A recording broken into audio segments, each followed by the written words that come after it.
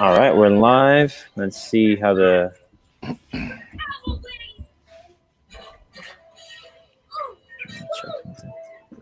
All right, we're live. All right, link is working, so we're good. Last time I messed up because I sent the wrong link. So now on the link that you posted on This Twitter, should, is yeah. legit? Okay. Yes. Cool. All right, so let's go ahead and get into it. Welcome everybody to the second stream of Armbars and Suplex. Not our second episode, but it's kind of feels brand new. I would say it's kind of like a new territory for us. So got us excited. I know it's got me excited. We are live. So anyone that's in the chat, go ahead and leave. You can leave comments and all that good stuff. But yeah, we're gonna talk about all the latest stuff that's happened in this past couple weeks, this past week or so. We've had a lot where happened in wrestling. We've had AEW Full Gear that just passed, which was AEW's first, I guess, official pay-per-view because it's the first one since the show has started. I didn't even introduce myself. I'm Alec. You can follow me on Twitter at AlecMiller0423. Got my co-host right here. What's up, Jesus? What's going on, man? I'm Jesus. You can catch me at The Real Jesus, and that's spelled Jeezus. You can see it on your screen right there. Hit me up if you want to talk MMA or if you want to troll me about the Astros. I'm all up for it, man. I'll troll you right back. Yes, I just like the fact that we are becoming we can be the New England Patriots.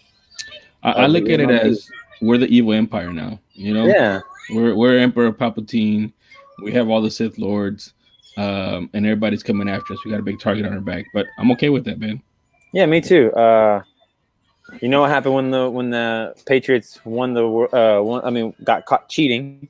They won like 2 Super Bowls, so they won 2 back-to-back, didn't they? They haven't taken those off. There's no asterisks on their Super Bowls. Exactly. You know, so whatever, man. Yeah. Some guy argued with me on Twitter about that, and I said, in 2019, the Astros struck out more at home than they did away. So yeah, it didn't matter. Where's your argument now, buddy? Like I was telling one of my friends or a couple of my friends last night, that baseball is probably the hardest sport to cheat at because it's too many variables. Like even if you know what pitch is coming, you got to hit the ball. Well, that's the thing. You think you know what the pitch is coming. You know, they could have switched the signs, signals. The ball could have slipped out of his hand. You know, whatever, man. It's just too many variables. It's just frustrating because our fan base in Houston, both Texans, Rockets, everybody, Astros, we always feel that the national media doesn't pay attention to us, right? Yeah. And then when we finally do something and we finally have a run, they look at us and they say, "Nah, y'all didn't do it right. Y'all cheated." You know? Exactly, man. And the big thing that the biggest noise that I hear, and I say this a lot, is that no other team is stepping up. No other team is saying, "Hey, they cheated. That sucks." You know? Yeah. And it's a few, BS players or whatever. But the reason why they don't is because it's not cheating, but there's a lot of gamesmanship in baseball and a lot of pushing the envelope, in my opinion. So they just try to look for every advantage they can, man. So It is what it is, man. I don't care. Yeah, I don't care either. We didn't win this year anyways. It was still embarrassing. Yeah. All right. So we've had a lot happen lately. So like I said off the top, we're going to talk about AEW Full Gear. Really dive into that. Not really much going on in the terms of NXT versus Raw versus SmackDown. I mean, I think NXT is still the superior show in terms of really all wrestling at the moment. Like I even think they're better than AEW right now. I'm hearing that a lot, man. Yeah, and my problems with AEW. I love the content that they're putting out. They just have to get away from that. They have to stop trying to be so different from the WWE, and I think that's what's hurting them at the moment. Is they just want to be so different. They want to create something that's not what we're already getting. But the reason why WWE is what it is because it works. WWE didn't just go for the diehard wrestling fan. They have a system, basically. Yeah. They have a system. It's been proven to work. They can churn out superstars. Yes. And they also have engagement. And I think that's a big deal. Like whether you like it or not. If you don't like it, you're gonna watch. Exactly. If you do like it, you're gonna watch. So they work. In other words, and AEW is still kind of that new kid on the block, kind of feeling out what's going on. And I had a question for you, man, real quick. Yeah, go I ahead. saw something pop up on social media that was getting a lot of traction. There was that kick that happened. You remember that kick that happened? There was some kick, and everybody's talking about it, about the reaction and how he sold the kick. You remember? No, what are we talking about? So some guy, I gotta look it up, man. I have it on my feed real Wait, quick. is it Orange Cassidy? Yeah, where he like goes He's back like and just like doing the forth, little like kind of and nonchalant. no, like he like the guy gets kicked, and then he like does this number like 3 or 4 times, and then he falls flat on his face. Oh yeah, you're talking about Ortiz and the Young Bucks. Yeah, the cell, the weird cell. That was weird to me. We'll talk. Well, And we're gonna talk about that match okay, because all right. that was on Full Gear. So let's tease that till later, and we'll talk about that later. But I have a lot to say about that too. Yeah. So yeah, like I was saying with WWE and AEW, if AEW has the talent, but they just don't have the personalities at the moment. And I think if they just try to kind of, I guess, direct their like, basically they need to try and get more casual fans. I know people don't like that word in terms of fandom is casual, but that's why WWE is so big. Like people still watch wrestling. People don't watch wrestling. There are some people that don't watch wrestling at all year long, but when WrestleMania comes around, they watch WrestleMania or they watch the Royal Rumble. And like WWE is about to get into their road to WrestleMania, which the road to WrestleMania starts at Royal Rumble, and that's where a lot of casual fans start watching wrestling. And WWE will start picking up their really start throwing their best out there. That's when we started getting the Ronda versus Charlotte versus Becky things and some great product that came out of that. That's when we started getting Brock Lesnar destroying Seth Rollins over and over again, or AJ Styles and Kofi Kingston started. I mean, not AJ Styles, sorry, Daniel Bryan and Kofi Kingston started to go crazy.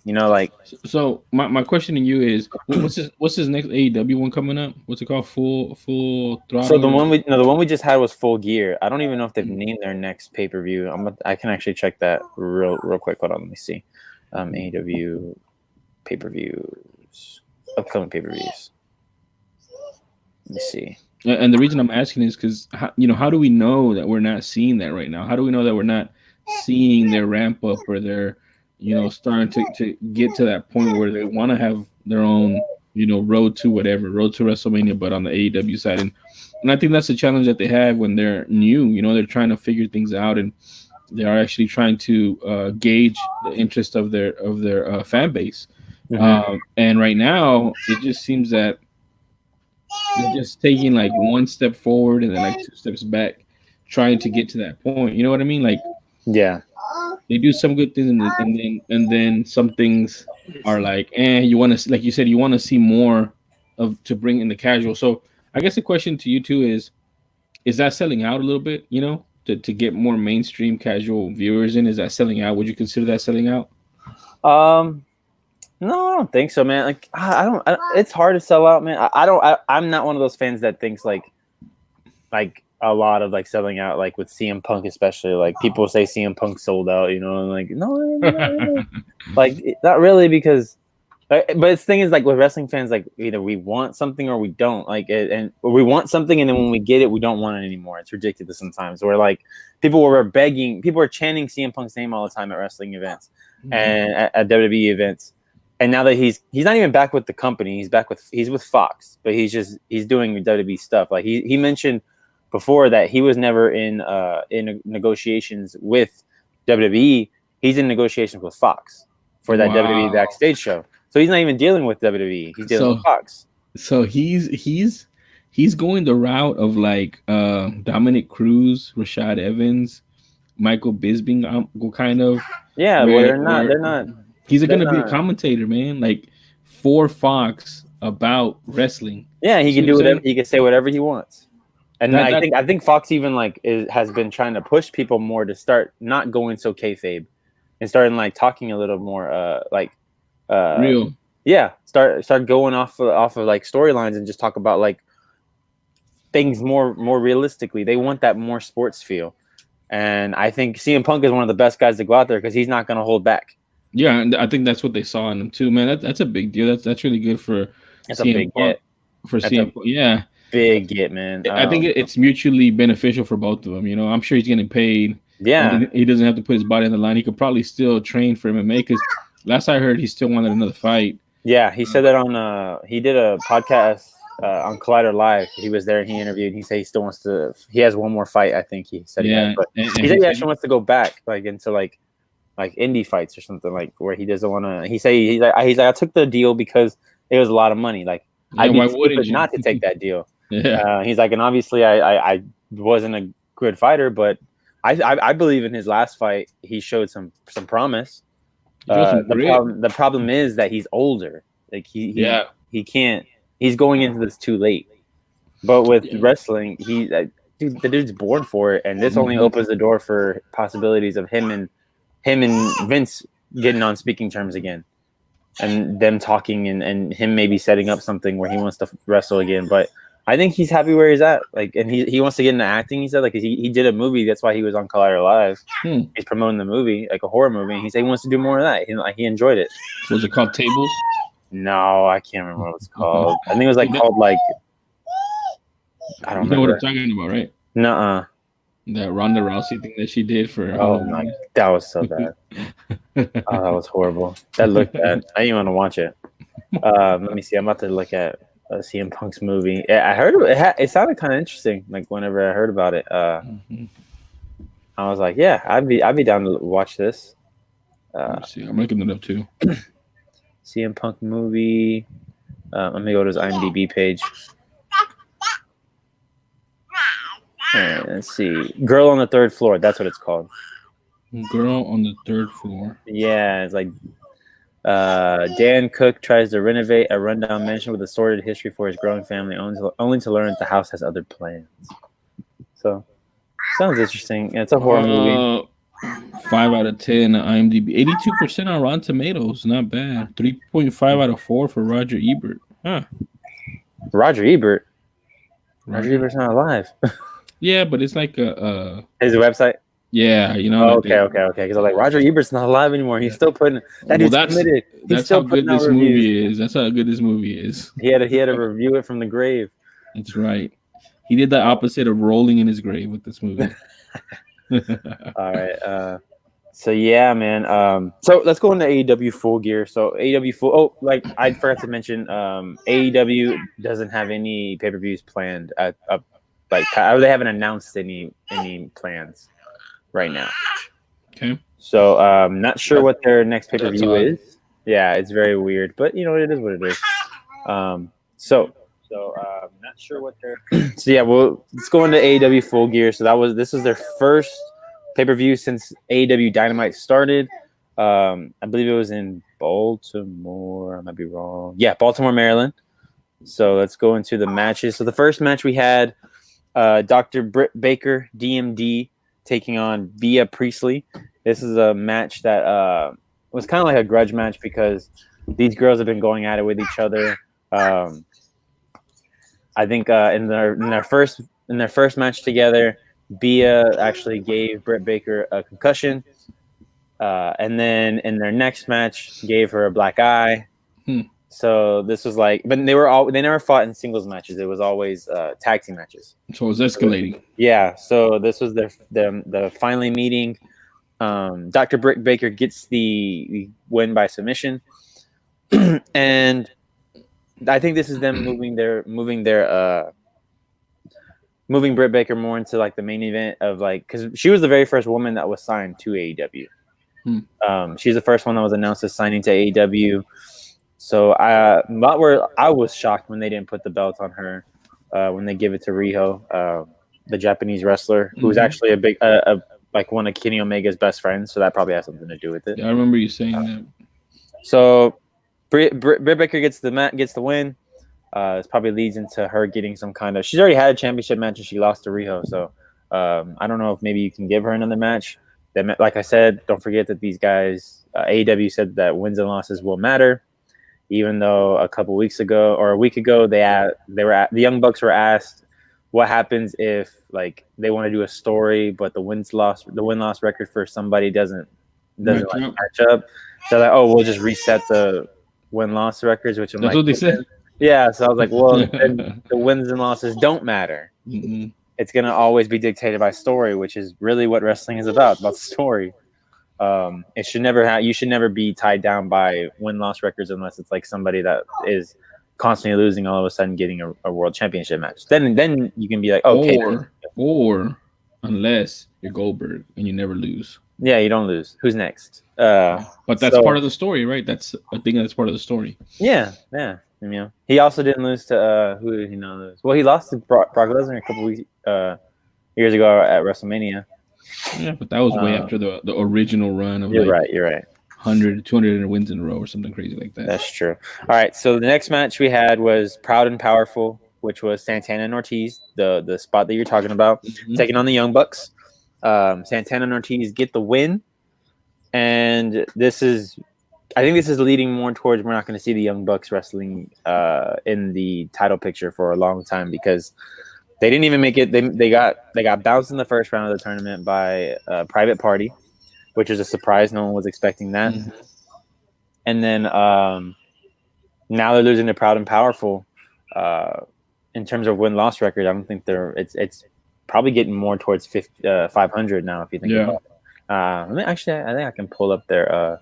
I think on their website, they have the win-loss records for everybody. While you're doing that, man, let's talk about that sell for a kick, man. Okay, yeah, talk about it. It's not good. It's not good, man. When I saw that, I was like, what amateur crap is this right here, man? Yeah. And then I saw it, and I was like, what? I was like, oh, man, I'm going to have to talk to Alec about this. And then I just started scrolling on all the comments, and it's like, you know, like, I don't know, man. It's just a really bad look. I feel like you said, you have to kind of suspend disbelief when you're watching it. And initially already, right? So you're not asking a lot, but you're asking some. It's entertainment, right? Yeah. But then when that happened, that's like, wait a second, man. That's like, excuse me, that'll never happen, man. That's I don't know. I just thought it was a bad look. I thought it was Bush League. Yeah, man, it was bad. It was a bad. It made fans, like including myself, which, like I said, I consider myself a fan, but I wouldn't consider myself like a hardcore fan. I'm just, a fan. Yeah. It kind of made me feel bad about it. Like, it made me feel, oh man, like, this is not a good look. I'm getting ready for all these comments, and sure enough, all the comments were there, and it was hard. It got some people that are like active in the wrestling community, they're not big names, but they're like bigger fans that are starting to get a following. Yeah, it had them, reacting in bad ways, as far as saying, you don't have to watch it, you don't have to like it, no one has to do, like, and that's just when you get to that point when you have to say that to people, like, that's a bad look. That's a bad look when you push fans up against that point that they're having to defend that. Mm-hmm. Yeah, it's not good. And I started thinking, like, what was going through his head? Like, was that a part of it? Did he already have that in his repertoire? Has he done that before? Like, did he think he was going to go over well? I don't know. There's just so many questions, and it's just, I don't know, man. It was a bad look for me, and it kind of like overshadowed a lot of the other stuff that they got going on. Like I read somewhere that this pay-per-view had the same amount or close to the same amount of pay-per-view buys as All Out.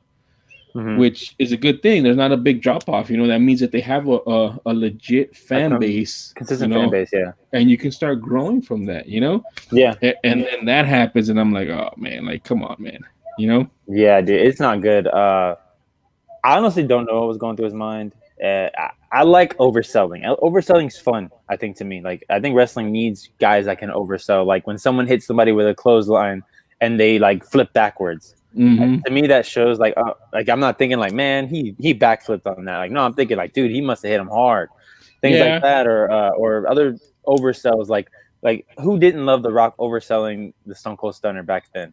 Like, I love when Stone Cold would hit the Stunner on The Rock and he go flopping around the ring. Yeah, like, it was fun. It was stupid, but it was fun. That doesn't make sense to me. I don't get it. I'm not going to defend it, and I don't feel like I should have to. Yeah, like agreed. And that's the thing. Like, they're making wrestling fans defend it when they shouldn't have to.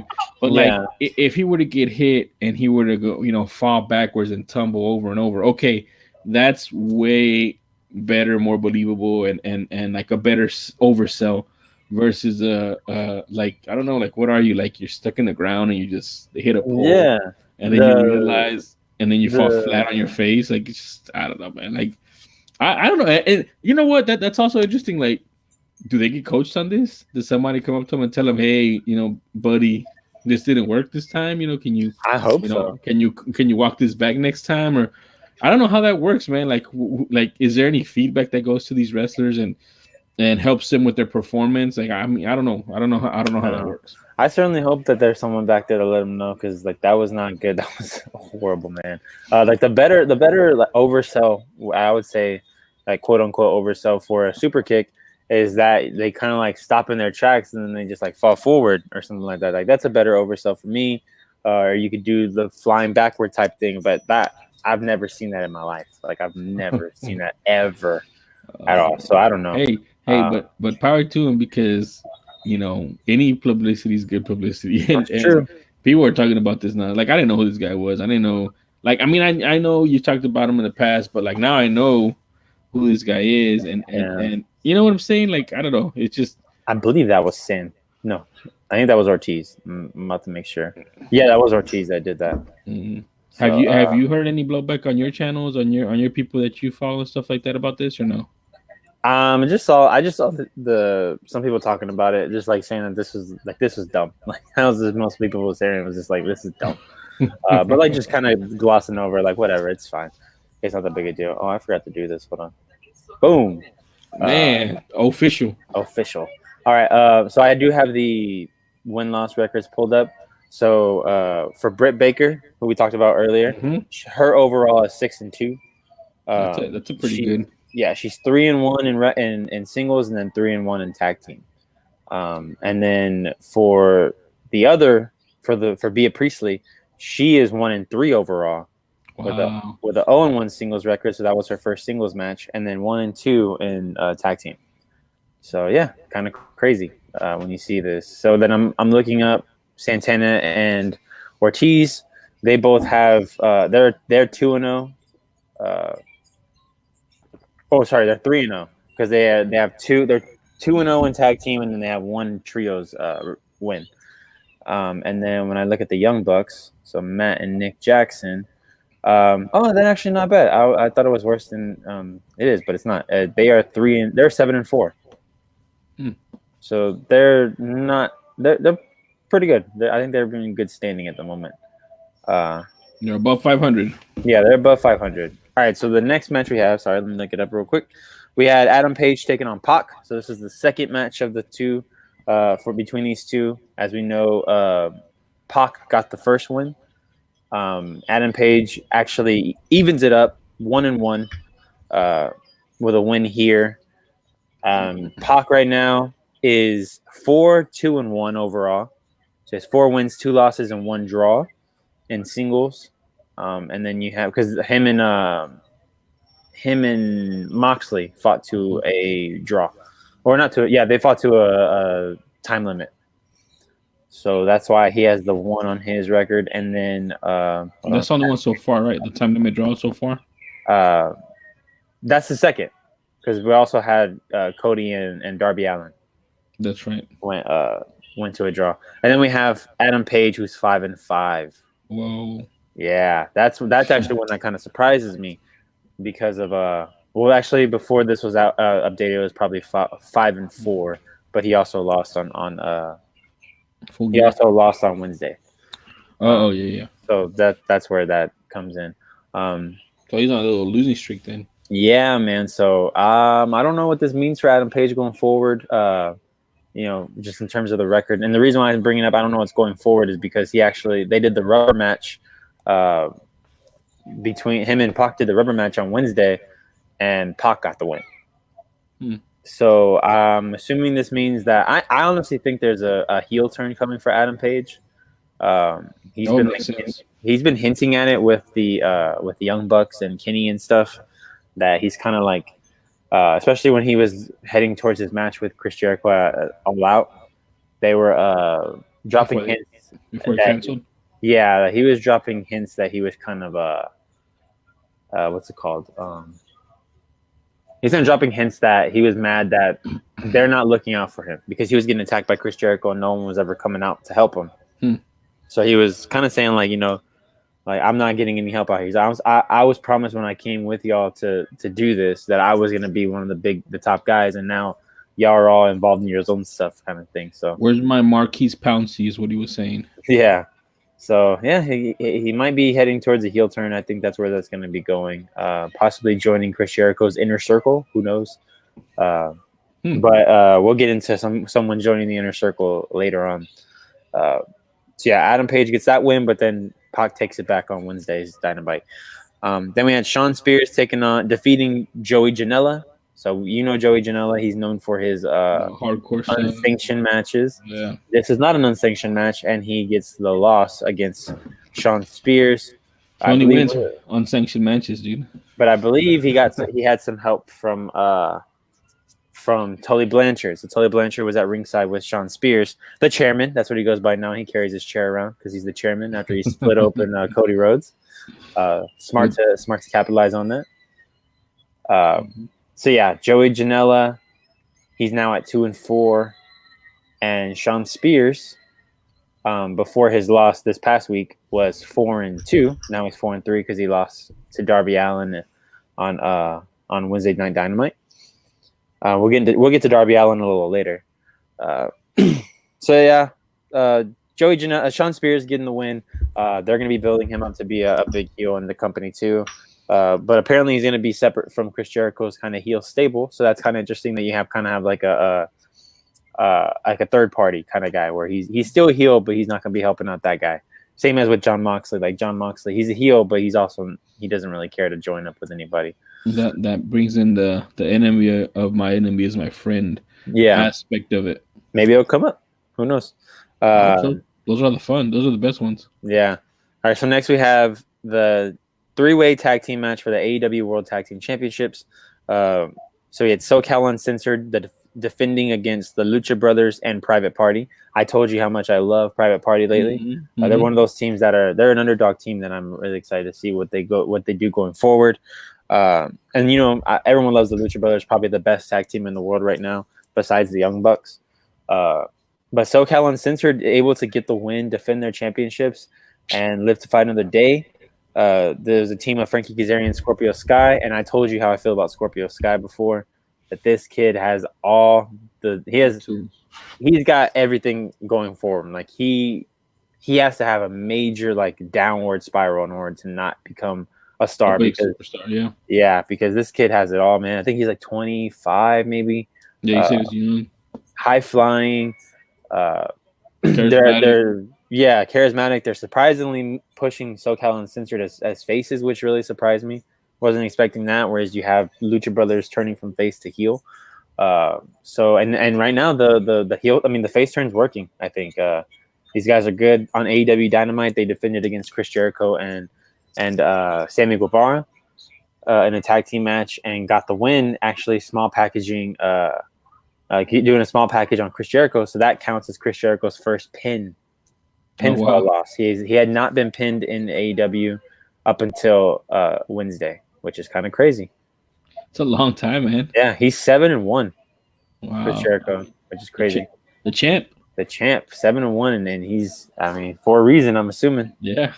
All right, so next up we had Riho defending her AEW World Championship against Emi Sakura. And Riho gets the win. Not really much to say about this. Emi Sakura getting the title shot kind of came out of nowhere, kind of came out of left field. This is my problem. I'm saying over and over at least when it comes to the women's division, no story, no reason. All of a sudden, Emi Sakura gets a win. All of a sudden, Emi Sakura gets a championship match. And let me go to her win-loss record real quick. We have Emi Sakura at 2-3. So before that match, she was 2-2. And Riho at the moment is 8-2. So why'd she get the match?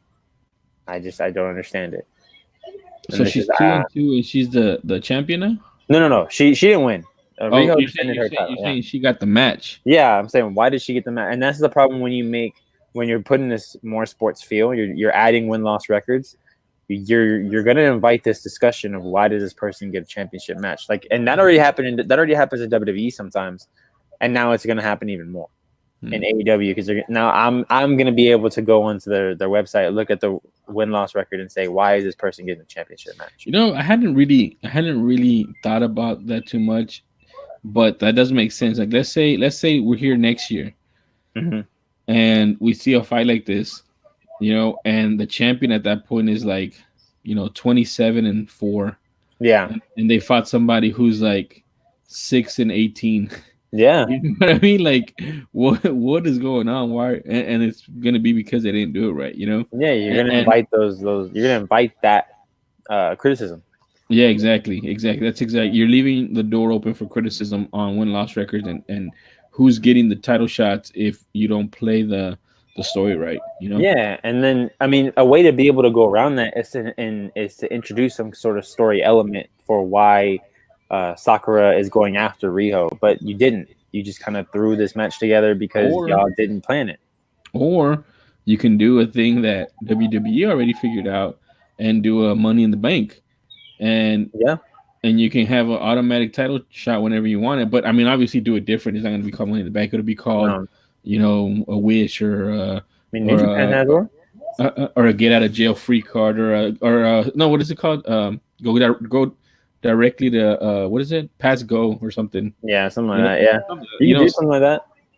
Huh? I mean, New Japan has one. They have the really? For the IWGP Championship. They have the briefcase, and it works just like Money in the Bank works, except you're getting it's not whenever you want to, just randomly. Like you basically kind of announce it, like, oh, like I'm gonna challenge you at Wrestle Kingdom, or whatever. Like it's more like that. Lucha Underground did the same thing. They had the Gift of the Gods Championship, so whoever won the Gift of the Gods Championship, on a week's notice they could challenge for the championship. So they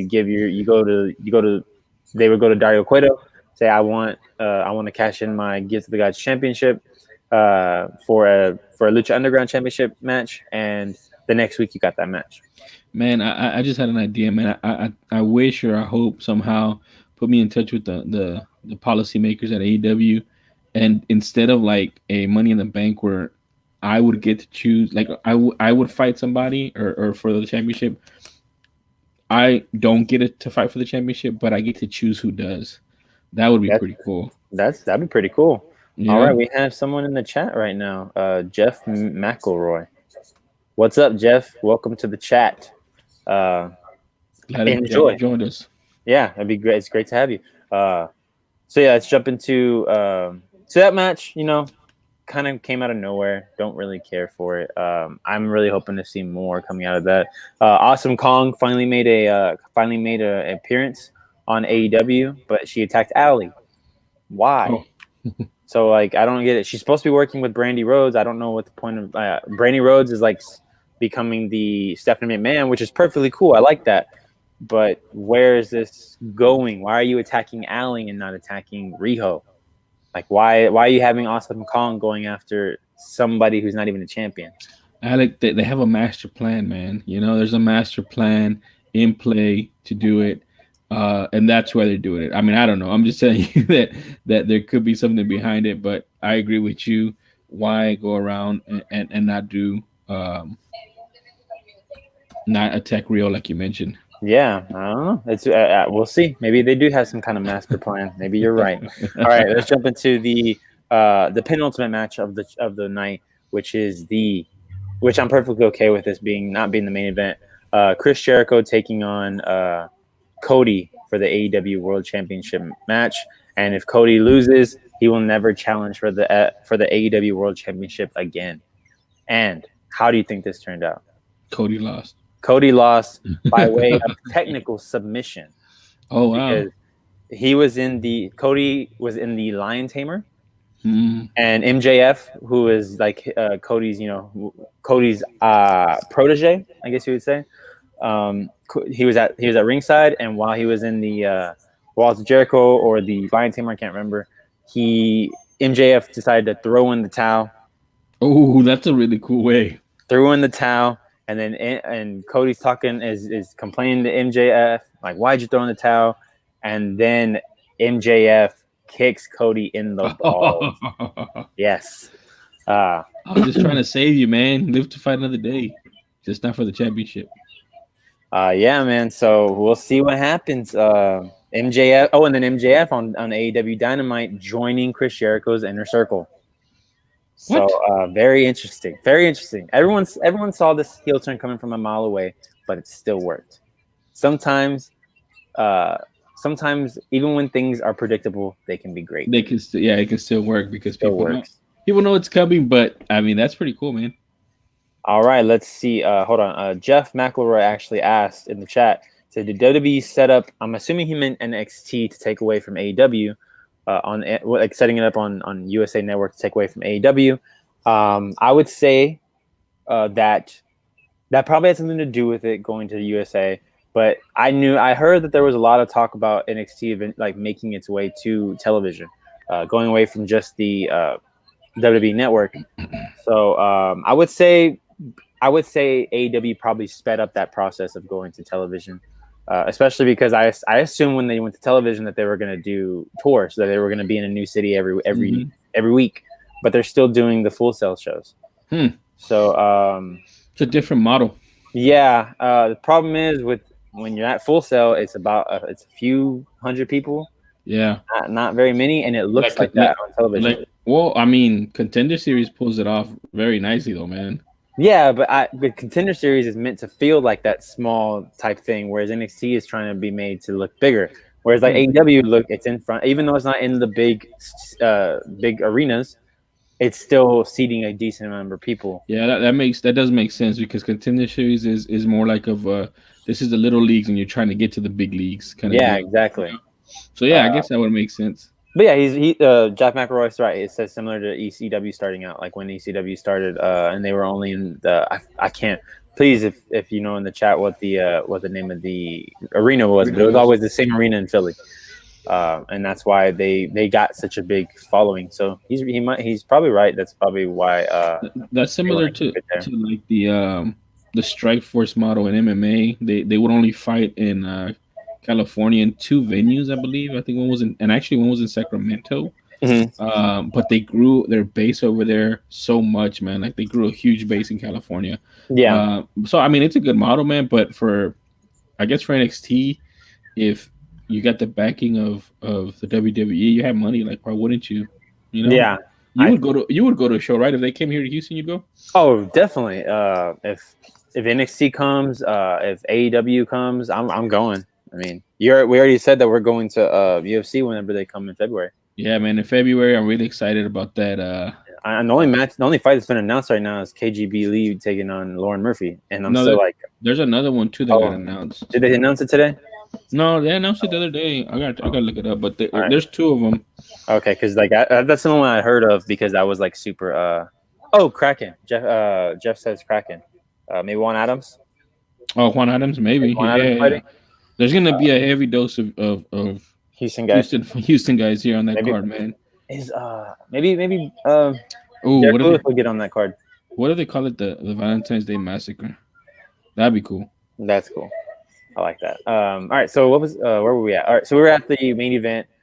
Chris Jericho beating Cody. It's a good match. Go back and watch it definitely if you can. That's a really good match. So yeah, that's what I have to say about it. I'm not sure who the next challenger for Chris Jericho's title is going to be. Hey, sorry, real quick. Go ahead. Breaking news a day ago. It looks like we're getting John Jones versus Dominic Reyes. Ooh. Okay. Do you know when? Here in Houston. Oh, that's the Houston one? Oh, yeah. Yes. All right. Cool. Very cool. I'm glad that they're going ahead with Dominic because after last night's snooze fest, I don't want Jan. I told you. I warned you about Jan, dude. I told you. Man. You did.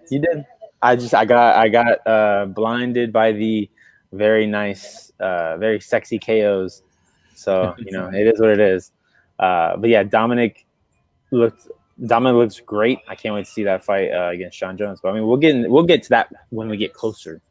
Yeah, when we get yeah. The other one that they announced was OSP. Is it? Yeah, OSP versus Ryan Spann. Okay, all right. Yeah, so those are the two matches for sure that are agreed to, which is All right. KGB versus Murphy and OSP versus Span. I'm really happy that they're doing a pay per view here and not a fight night. It kind of makes it feel bigger. Yeah, man, and actually that's the big card, dude. That's the one right after the Super Bowl. That's the Super Bowl weekend, probably. Oh, really? Maybe let me Yeah, check. it is probably Super Bowl. No, Super Could Bowl be probably gonna be February 2nd February 2nd. Let me see. because February 8th is Saturday. Move that back 7 days. That's the 1st of February, and it's probably The gonna be second. February 2nd. Yeah, so it'll be the weekend after the Super Yeah. Bowl. So we're on the come down. We're on the Super Bowl come down of probably the Saints win the Super Bowl. Yeah, dude. Or the Packers. Or the Packers. So no Patriots. I think Patriots gonna be there. I just don't know if they can win. They're not as high powered as they have been lately. At least not recently. Man, I learned not to bet against Brady and Belichick if they're in the damn Same here. Super Bowl, man. But I also learned to not bet on him because last time I bet on him, he lost to the Eagles. So he lost to Nick Foles. So I've learned just don't bet at all. Just don't bet. Because when I bet against him, I lose, and when I bet on him, I lose. We're gonna try, Jeff, man. We definitely want to try and get some press passes. Definitely. All right, so let's get to the last match here, which is the unsanctioned lights out match. The reason why I was saying I'm okay with the AEW World Championship not headlining is because it's a lights out match. When it's lights out, you got to turn the light. That's the whole like gimmick of it is you turn the lights off. The show's officially over. Turn the lights back on. Let's have this match.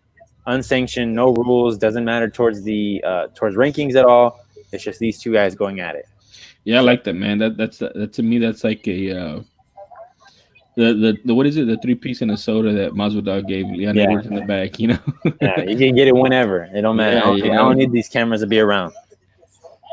So these guys went for a good 38 minutes and 45 seconds. Wow. And a hard hitting match that honestly became a little bit uncomfortable at times. Really? Just doing a little too much. Even Renee Young, who's married to Jon Moxley, she said first she tweeted WTF, and then later on she tweeted, no, seriously, WTF, I'm pissed. Because like it was maybe getting a little too far. I don't think it was going too far. I maybe have to go back and rewatch that. I kind of like I didn't watch all of it. I wasn't able to watch all of it. I kind of just like skimmed through it. So when I saw these guys are giving it their all though. For a match that doesn't really matter, technically in terms of the rankings, but at the same time, that's what unsanctioned matches are. Unsanctioned matches are meant for for this kind of thing where these two guys, Jon Moxley came in and just wanted to destroy Kenny Omega, and that's what he's been set on doing. And Jon Moxley's shown he doesn't care about win-loss records because when he was teamed up with Pac against Jon Moxley against Kenny Omega and Adam Page, he got mad at what's his name at Pac, gave him his finisher and walked out the match and ate the loss. I mean, the thing about it to me is like they're just having fun. Like as I mean, like you said, it doesn't mean anything for the record. Oh, can you hear me? Can you see me? I think I'm cutting off. No, you're good. They're just having fun out there. It's unsanctioned. They're doing what they like to do, what they love to do. But I think it's really cool, man. When you told me about this the first time, I was like, "What? That's crazy." That just it's really cool. You know, it's something that doesn't happen in a lot of other sports. It's like, and they don't let them do that kind of stuff because if it doesn't matter, they don't want you putting your body on the line and getting hurt or something for something that doesn't technically matter. You know, Yeah. But it matters to them and it matters to the fans that are there and to people watching or what have you. Mm-hmm. Yeah, definitely. So I don't know. I just think it's a cool thing, man. But 38 minutes is a long time, man. All right. So what I wanted to this lead into is because now Jon Moxley's done with Kenny Omega. Jon Moxley got the win. He's done with Kenny Omega. He had a match on Wednesday Night Dynamite against Michael. Hold on, I gotta look up his name. Michael Nakazawa. So Michael Nakazawa. He's not gonna work here anymore. He squashed him basically. Went on the mic, grabbed the mic, and said, "Nobody in this locker room has the balls to challenge me." Is there no one else? Yeah, and so he left. Darby Allin has his triple threat match against Peter Avalon and Sean Spears. Gets the win on first Joey Janela comes out and attacks Sean Spears. And that's what it left Darby. That was his buddy. That was his Oh buddy. no, Joey Janela was just the guy that he fought, Sean Spears. Okay. So and he won because he cheated. So Joey Janela was coming out to get his. And basically they left the arena fighting, left Peter Avalon and Darby Allin in the ring. Darby Allin hits the coffin drop on Peter Avalon, and Darby Allin grabs the mic, says, "John Moxley, I accept," and then walks out.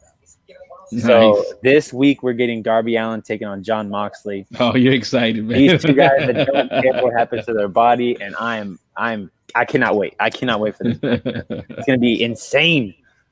So that has to end the night. I think you have to have that. I wouldn't even mind seeing that one go to a draw, where it's the end of the night type thing, where because they say like it's this match is scheduled for the rest of TV time. So when TV time's over, that's when the match is over. Mm-hmm. So say like there's only 18 minutes left, and then it's an 18-minute time limit match or whatever. So I would like to see these guys get that, and then I don't know, see something go forward. I don't know. These guys are gonna kill it. But it does kind of make me wonder why he's not getting why Darby isn't going to move on towards Jack Hager. I thought that was going to be a thing. Or Jake Hager. Sorry, not Jack Hager. Jake Hager. I mean, it could still be a thing. It could be. Maybe Jake Hager comes out and screws over Darby. Yeah, and he doesn't let him get to that. You know, maybe he doesn't let him get to the match. Yeah, there's a bunch of different ways that it could go. But when is this Wednesday, you said, coming up? Yeah, it's going to happen on Wednesday. So the 20th of November. So I'm excited. It's gonna be a good match for sure. I'm gonna be tuned in. So now we're at the end of Full Gear, AEW Full Gear. All around a really good pay-per-view, very solid payper-view. Still don't like how much I'm paying for it. I don't like the fact that it's $60, man. It's just so. What do you think WWE has jaded me. WWE's jaded me. I think you got to move it down to the $40, $45 range. So $39.95 or something like that. $94.95. Yeah, because pay-per-views back then were $60, but that was back when people only had one thing to watch. Like now, WWE has made it where buying pay-per-views is a lot harder, or not harder, but just like you just don't want to do it because I'm used to paying $9.99 a month and getting every single pay-per-view, and getting the past pay-per-views and all that stuff, So I just think AEW should look into maybe changing that price. Well, I don't think it's feasible, man. I just don't think it's feasible to do that. Like you said, if you're competing with somebody that charges $9.99 a month and that includes the pay-per-view, mm-hmm. you're not gonna. It's not sustainable, man. Yeah. And real quick, man, to go off topic on that, I have been thinking about this whole Disney Plus thing. What's stopping Disney from just putting their movies on Disney Plus? Because any movies going forward, like I mean, not obviously like not right now, but in the near future, like they already had an issue with the theaters where they're like for Star Wars, they're pushing the theaters take even smaller. So like the first week sales or weekend sales are gonna be like 90%, 90% to Disney and 10% to the theaters. Wow. So it's like. Why even do that? Just put it on Disney Plus. You know what's stopping them? What? That a lot of their movies get Oscar buzz. And right now the thing about with the Oscars and streaming is that if you want a movie to be considered for Oscars, it has to have some kind of theater.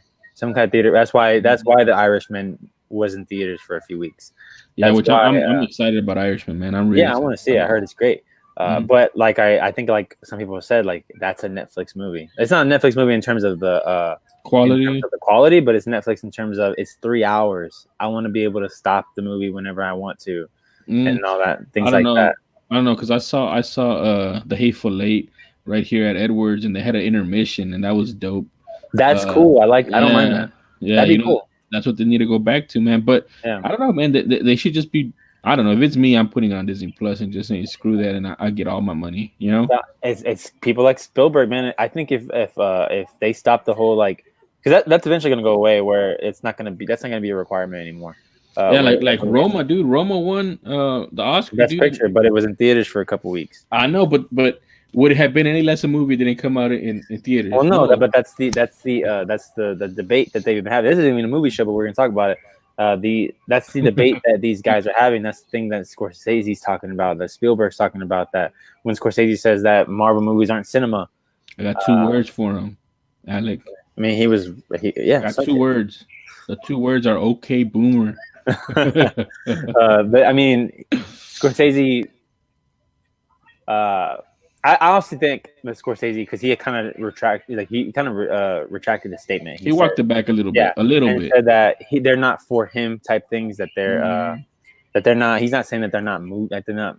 But they're just. He's not like what Francis Ford Coppola said. Coppola said that that they should be disgusted or something like that. He's disgusted about it. Like they're just old cinemaphile guys that have this passion for their type of directing or whatever. But I don't know, man. Everything changes, and even these new guys, like the director from Roma, I mean, they just do things differently, and they're okay with, like, they don't care. The media, the whole point is for people, as much people as possible, to watch your film and recognize the story you're trying to tell, the message you're trying to get across, and then how well you accomplish that through filmmaking. You know? Well, they're not understanding that Netflix is the reason why some of these filmmakers are able to do the things. Exactly. Man, like who would have paid for Roma, dude?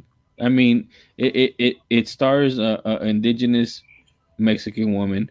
You know, it's in black and white and it's subtitled. Like, you know what I'm saying? Exactly. You know how hard it was for me to watch Parasite this week, dude? Oh, you watch it? Yeah, dude. And I need to watch it. It's freaking phenomenal, dude. Like, I love that movie. I've heard it. I need to watch it. But it was so difficult because it was in like 3 theaters in like a 20-mile area. Mm-hmm. And then they only had it like 2 times during the day or whatever. And I was like, I'm determined to watch this damn movie in a theater. And I did. And it took me forever to do. That's what I'm saying. Like, if it was on Netflix, dude, I would have seen it already. I'll probably see it 3-4 times already just to catch more nuances in it. Mm-hmm. But it's changing, man. It's changing. And I love the theater experience if it's done right. But I also feel that sometimes, like, dude, there were so many dumb movies in theaters over Parasite.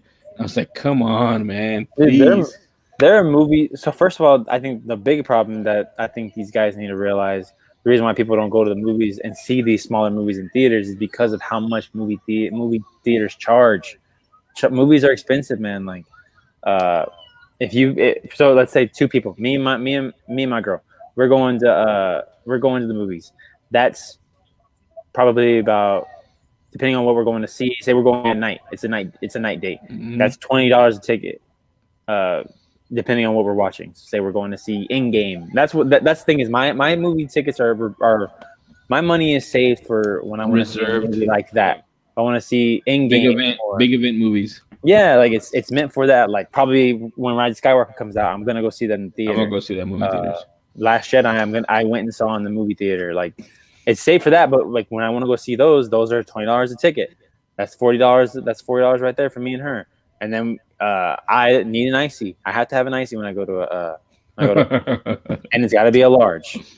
It can't be a medium or a small. No, it's got to be a large. And me and her learned that we have to get 2 because I drink it and don't realize I'm drinking it, and then there's no more for her.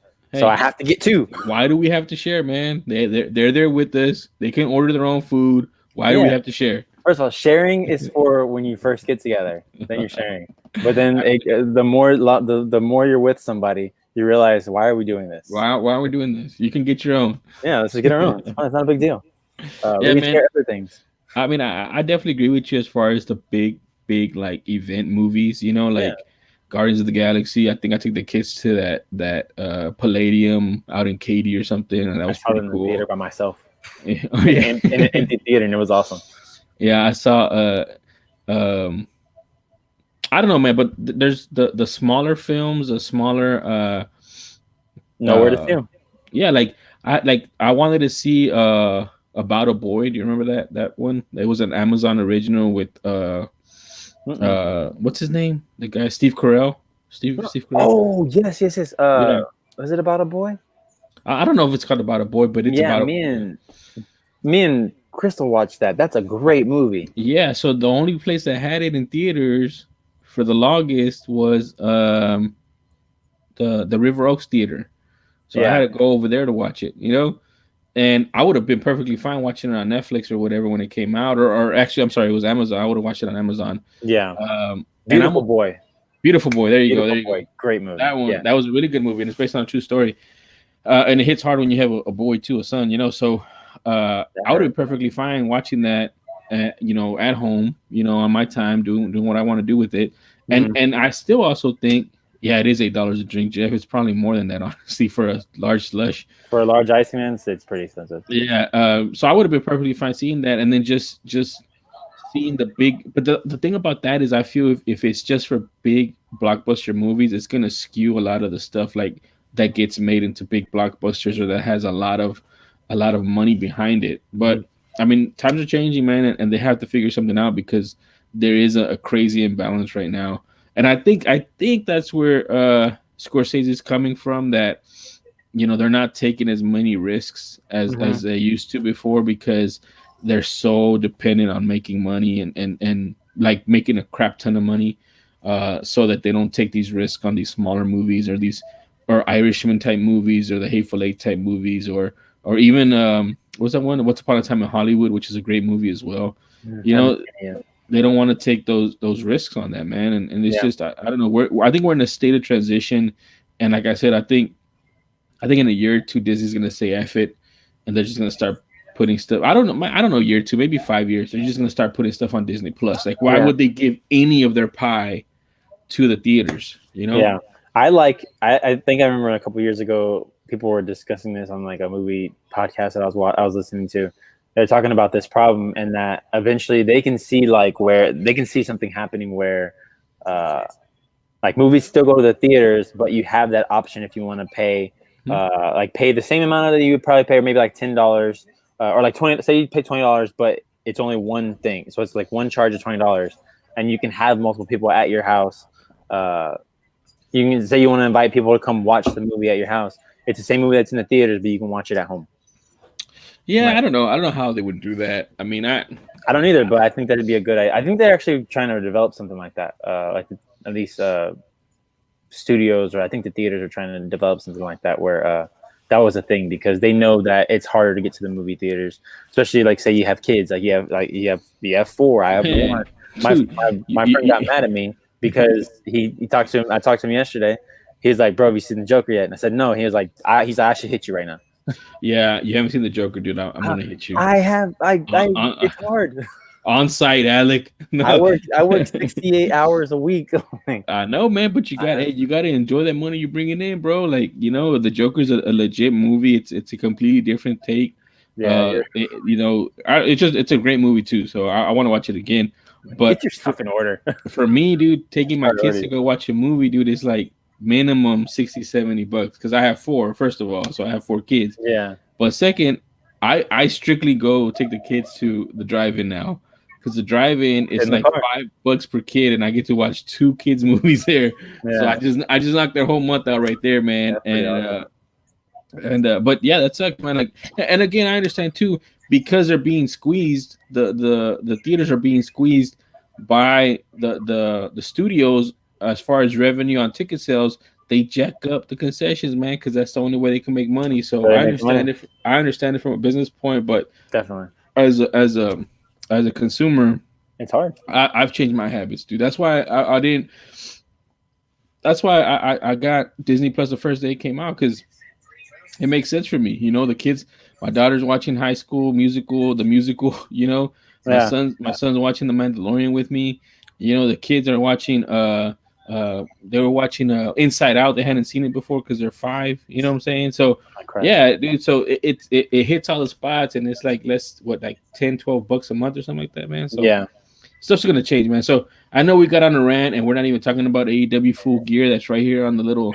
I'm actually hiding now. But I feel that's the same argument that's going on with AEW, and you having to pay $60 for one pay-per-view when you get so much content from WWE for what is the price per month?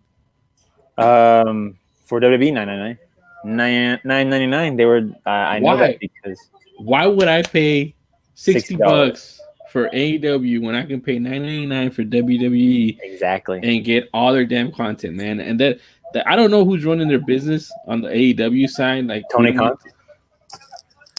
What is he doing? I have no idea. What is he doing? I don't know. What's his background in entertainment? He has no background in entertainment, but he is he's the nepotism for the Jacksonville Jaguars. I think he's their what is it analytics guy. Nepotism. So he does their analytics. I don't know, man. He's known wrestling a long time, and I think he learned all his stuff. He learned a lot. So I mean, he's still learning. So maybe this would be a learning experience. I think within the year they have to drop that price. They have to drop that price before the year's up. I don't know, man. They're still getting good buys, so I can complain, but I mean, I don't think they can. Like, they're still getting good buys. Well, I mean, he's an analytics guy, so I know he's run the numbers as to the price point, and from what it seems like, if they're making 100,000 pay-per-view sales per pay-per-view at $60 a pop, that's $600K. It's pretty good. I mean that's decent, you know. But if you drop it to 40, would that give you 100,000 more buys? Yeah. Because now you're at 800,000 versus 600,000 that you made. True. You see what I'm saying? Like, and I'm sure I'm telling you, I'm sure they run the numbers. I know they run the numbers, but they're trying to do a different model than the WWE. But you know, and I worked in business and finance, man, for 13 years, and we at a top 10, and then eventually top 5 bank in the U.S. And there was pockets of cities and towns where we were the behemoth, we were the big bank, and we set the market. So if that's what it's called setting the market. So if we put out a rate for a savings account and we put it at 5%, every other bank on every other street in the whole city will put it at 5%. Yeah. Because they're competing directly with us. You know, if we dropped it down to 1%, they drop it down to 1% because they have to compete because we're the big dog on the street. So the WWE is the big dog on the street. So what is AEW doing trying to change the market when you're not there yet, man? Yeah, I mean, you're not setting the market right now. Right now you need to kind of go with the flow, and at least in terms of business wise, if you want to you can do whatever you want creatively, but business wise, I mean, yeah, you got to follow the same kind of. And right now they're not at the point where they can make an app. I don't think now because they're not able to. The biggest allure with the WWE Network is you get all the things from the past. So you get every single old pay-per-view. You get WCW, you get ECW because they bought those catalogs. So that's why the app works, I think, with them. Yeah, but there's other options though, dude. Like there's DAZN. They can partner with DAZN. That's true. That's actually really interesting. That'd be kind of groundbreaking if you think about it, because the wrestling has not partnered with DAZN yet. That's what I'm saying. And dude, I guarantee DAZN will be all over it because they want content. They partner with DAZN. They could partner with, and I think they haven't they partnered with BR Live? Yeah, they're partnered with BR Live. Yeah, so they can continue that partnership because I've seen them. The only problem is the communication on when they're supposed to be on BR Live and when they're not supposed to be on BR Live. But they just got to fix that. But they can partner with somebody that already has an app already, that already has that structure in place, the resources in place. Yeah. And kind of get to that point where WWE is at, and just charge a monthly fee, man, and get that monthly cut. Yeah. Well, New Japan Pro Wrestling does that. It's like $5 a month, and you get every single event, and you get the replays of the event. You get the replays of the event. I mean, I used to do it, but then I stopped watching New Japan as often because I like to watch wrestling live a lot, and I can't watch Japanese wrestling live because it's at like 3 a.m. It's like the MMA fans in the UK. Yeah, exactly. I can't. I'm not that dedicated, and I'm sorry to anyone in the UK who watched last night's pay-per-view. Oh man, not last night's fight, but we'll get to that later. Yeah, we'll get to that. Jeff is asking, do you think if AEW gets even close to a good following, Vince McMahon will just buy them out? I don't think so. I don't think so. I think he'll probably try. Yeah, but I don't think that the Young Bucks and Kenny Omega would. Yeah, so Jeff, AEW is backed by Tony Khan and Shad Khan, right? Shad Khan, yeah.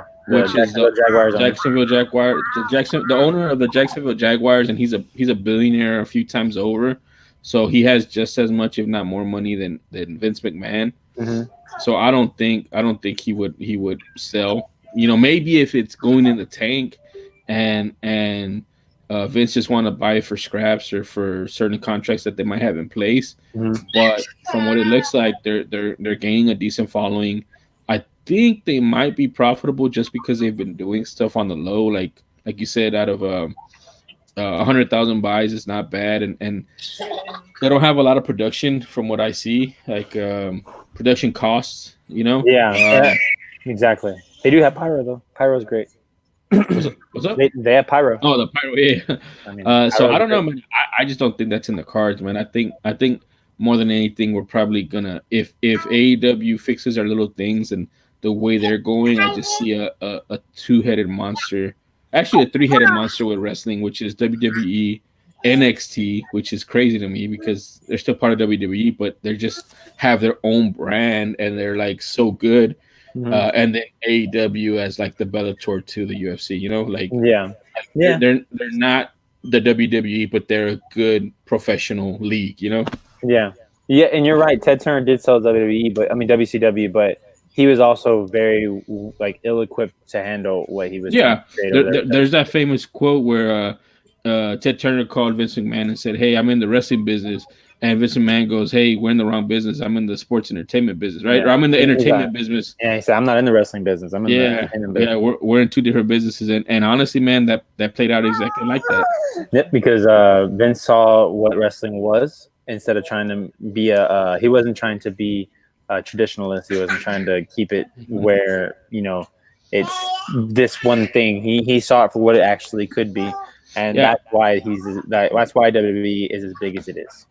exactly. Like that to me, that one conversation shows a difference in mindset of people who are ahead of the curve versus people who are behind it and just trying to catch it. You know what I mean? Mhm. Vince McMahon knows what it is, knows what it was, knows what it could have been, and knew how to get there and implemented it and executed. Where Yeah, Ted Turner was like, "Oh, I like wrestling. I think he's making a lot of money. I want to make a lot of money. I have a lot of money. Let me go make some money," and yeah, didn't understand what it was he was trying to do. yeah. And I Uh, feel that AEW is they're they're kind of in the middle. They have the money of Ted Turner through the cons, but then they also have the young bucks kind of understanding the business and what it is that sells mhm. and what fans want. So Yeah, and that's why I think they're going to be successful in my point of view. yeah, and I think that's another big reason why they would never sell to Vince McMahon is because it's the Young Bucks and Kenny Omega having a huge hand. And Yeah, Cody does not want to go back to WWE. Cody's whole thing is that he wants to create an alternative to WWE. He doesn't want to have there to only be one place you can go. look, man, I'm a big proponent of not having monopolies in sports. I feel monopolies hurt athletes and players. Mhm. And Nowhere else to go, so they have to settle with this one place. I mean, if you look up and down these sports, like look at NFL and the issues they have with like a Colin Kaepernick, Antonio Brown, and just their some of their labor issues and their concussions and stuff like that. And then you look at uh, basketball and you look at the China ordeal. You know what I mean? Then you look at baseball with the whole cheating scandal, steroids before that. All this stuff like Yeah, Yankee fans. Maybe you should don't throw there's stones, guys. if you have a monopoly, man, it just makes it where they're more prone to be bigger mistakes, just because they're. I mean, they're almighty basically. Like the NFL is not going away anytime soon, so we could do whatever we want. Mhm. MLB's not going away anytime soon, so we could do whatever we want. If you have a competitor, it makes you be competitive in everything, in pay, in how you treat your employees, in not having scandals, and being a better organization because you want to be better than another organization. So I just feel competition is good overall, especially Mhm. in sports. Yep, and we're about to go ahead and do a little kind of break because Mhm. we're going to be done talking the wrestling side of the suplexes side of our name Mhm. and jumping into the armbar side. We're already going for about an hour, which is kind of crazy when it comes to wrestling. sometimes we don't have this much to talk about, but we're able to really dive deep into some of these things. You know why? Because there's competitors now. Exactly. I think when we first started this, we just heard about AEW. We didn't know what was going to happen. Well, we were excited about though, right? We were talking because you didn't really get a chance to see the WCW part of it, right? No, like this is my first competition with WWE, so and it's been good so far. Yeah, I got to see the WCW. I liked it. I thought it was going places. It had a lot of cool stuff that ended up being absorbed into the WWE, like the NWO. Yeah, but then you had Buff Bagwell's mother on a forklift matches. Hey man, you got to take the good with the bad, man. Like, come on, you can't be perfect. You're not wrong. I mean, the best baseball player hits 300. You know what I'm saying? That's 3 out of 10 times. So we also have War Games. War Games is fantastic. I love War Games. Yeah, well, there you go. So before we go to break, I just want to say, Jeff, we'll get to your comment on the UFC in a second. I'm a big proponent of that, Jeff. But we mentioned the cheating scandal, and I'm not going to say anything else. But if I see another Yankees fan mention the word integrity in baseball, I'm going to punch a hole through my screen. I feel when they say integrity, they're like integrity. Yeah. I feel like they don't know what that means. Sounds like some Richard Nixon type stuff. Yeah, or some George Bush strategic type stuff. All right. So this is right here at an hour and 10 minutes. We're going to be doing our break. So cutting it right here. But now let's jump into what we kind of late on, but we're going to talk about it anyways. Zabit versus Qatar. Zabit versus Qatar. Yes. What a fight, man. What a fight. 3 rounds. 3 rounds. Yes, I love it. 3 rounds. It's a main event and it's 3 rounds. Hey, it happens, man. Zabit, don't be afraid of those 5 rounds, boy. It happens. I feel like Zabit's going to be the one to usher in the 3 round championship fight. It happens, whatever. You know how you get out of fighting 5-round fights in a 5-round fight? Knock the dude out. That's true. Do that crazy question mark kick that he does. Dude, Zabit, look, I feel like Zabit is a monster when he has energy, dude. You know Zabit was putting it on Qatar. Qatar had no answer for him. Yeah, no, he didn't. He didn't have an answer for him. He looked overwhelmed, man. He really did. See, like I felt like he was a deer in the headlight, and then Zabit's gas emptied. Yeah. And Zabit was just like, but Qatar was so beat up, he couldn't do anything about it. Dude, he kept looking at the clock. I was like, oh my God, he's going to get knocked out. He's going to get knocked out. Yeah. But, dude, I'm not going to lie, man. I like Zabit a lot, dude. I know you picked against him. I like Qatar, too, though. Qatar, I mean, he looked good. He did well for himself in the fight. I just like Zabit more, man. I mean, if you think about it, I think they said it in the commentary. Most, because he's from Dagestan, right, Zabit? Yeah. So if I were to tell you this Dagestani is going to be a ridiculous striker, would you believe me? You know, like they're usually wrestlers, you know, they're top heavy wrestlers and they don't have any striking. And Zabit is dynamic, man. And Zabit, he's dynamic. He's exciting. And then he mixes in his takedowns. He did that takedown. I told you he did it on Qatar too. Yeah. Where he like grabs him and trips him and he lands on top of him in side control, like all in one motion. He's just, I'm telling you, man, if he can get his gas tank and figure out how not to expend so much energy, he's going to be a real problem for whoever's the champion at that point. I would love to see Holloway and Zabit, man. That'd be an amazing fight, man. That'd be crazy. I mean, he's number 4 right now. I mean, and above him is Jose Aldo, but Jose's not fighting in that division anymore. Yeah. He's trying to go to 135, man. He's going to 135. He has a fight. He just has a fight schedule. He just had a fight schedule. No, Jose. Yeah, he's fighting Moraes, I think, isn't he? Right. Oh yeah, he's fighting Marlon Moraes. So right there, you know, he's got a big challenge in that division. That's not gonna happen. That's not gonna end well. I think he's gonna get knocked out. He's gonna get knocked out, man. Yeah. And then you have Frankie Edgar, who's below Zabit, but he's going up to fight. Why am I blanking? He's going down to fight. Who the hell is he fighting? Isn't he fighting Faber?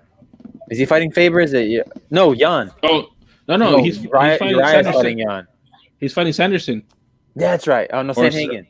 Sanhagen, yes, Sanhagen. Yeah, and I think Sanhagen's gonna knock him out. I don't know, man. Frankie's a tough dude. I don't bet against him. All I mean, right. you Well, might think he is, but I think he's a tough out for anybody. so above Zabit is, like I said, Jose, and then at 2 you have Brian Ortega, who's about to fight Korean Zombie.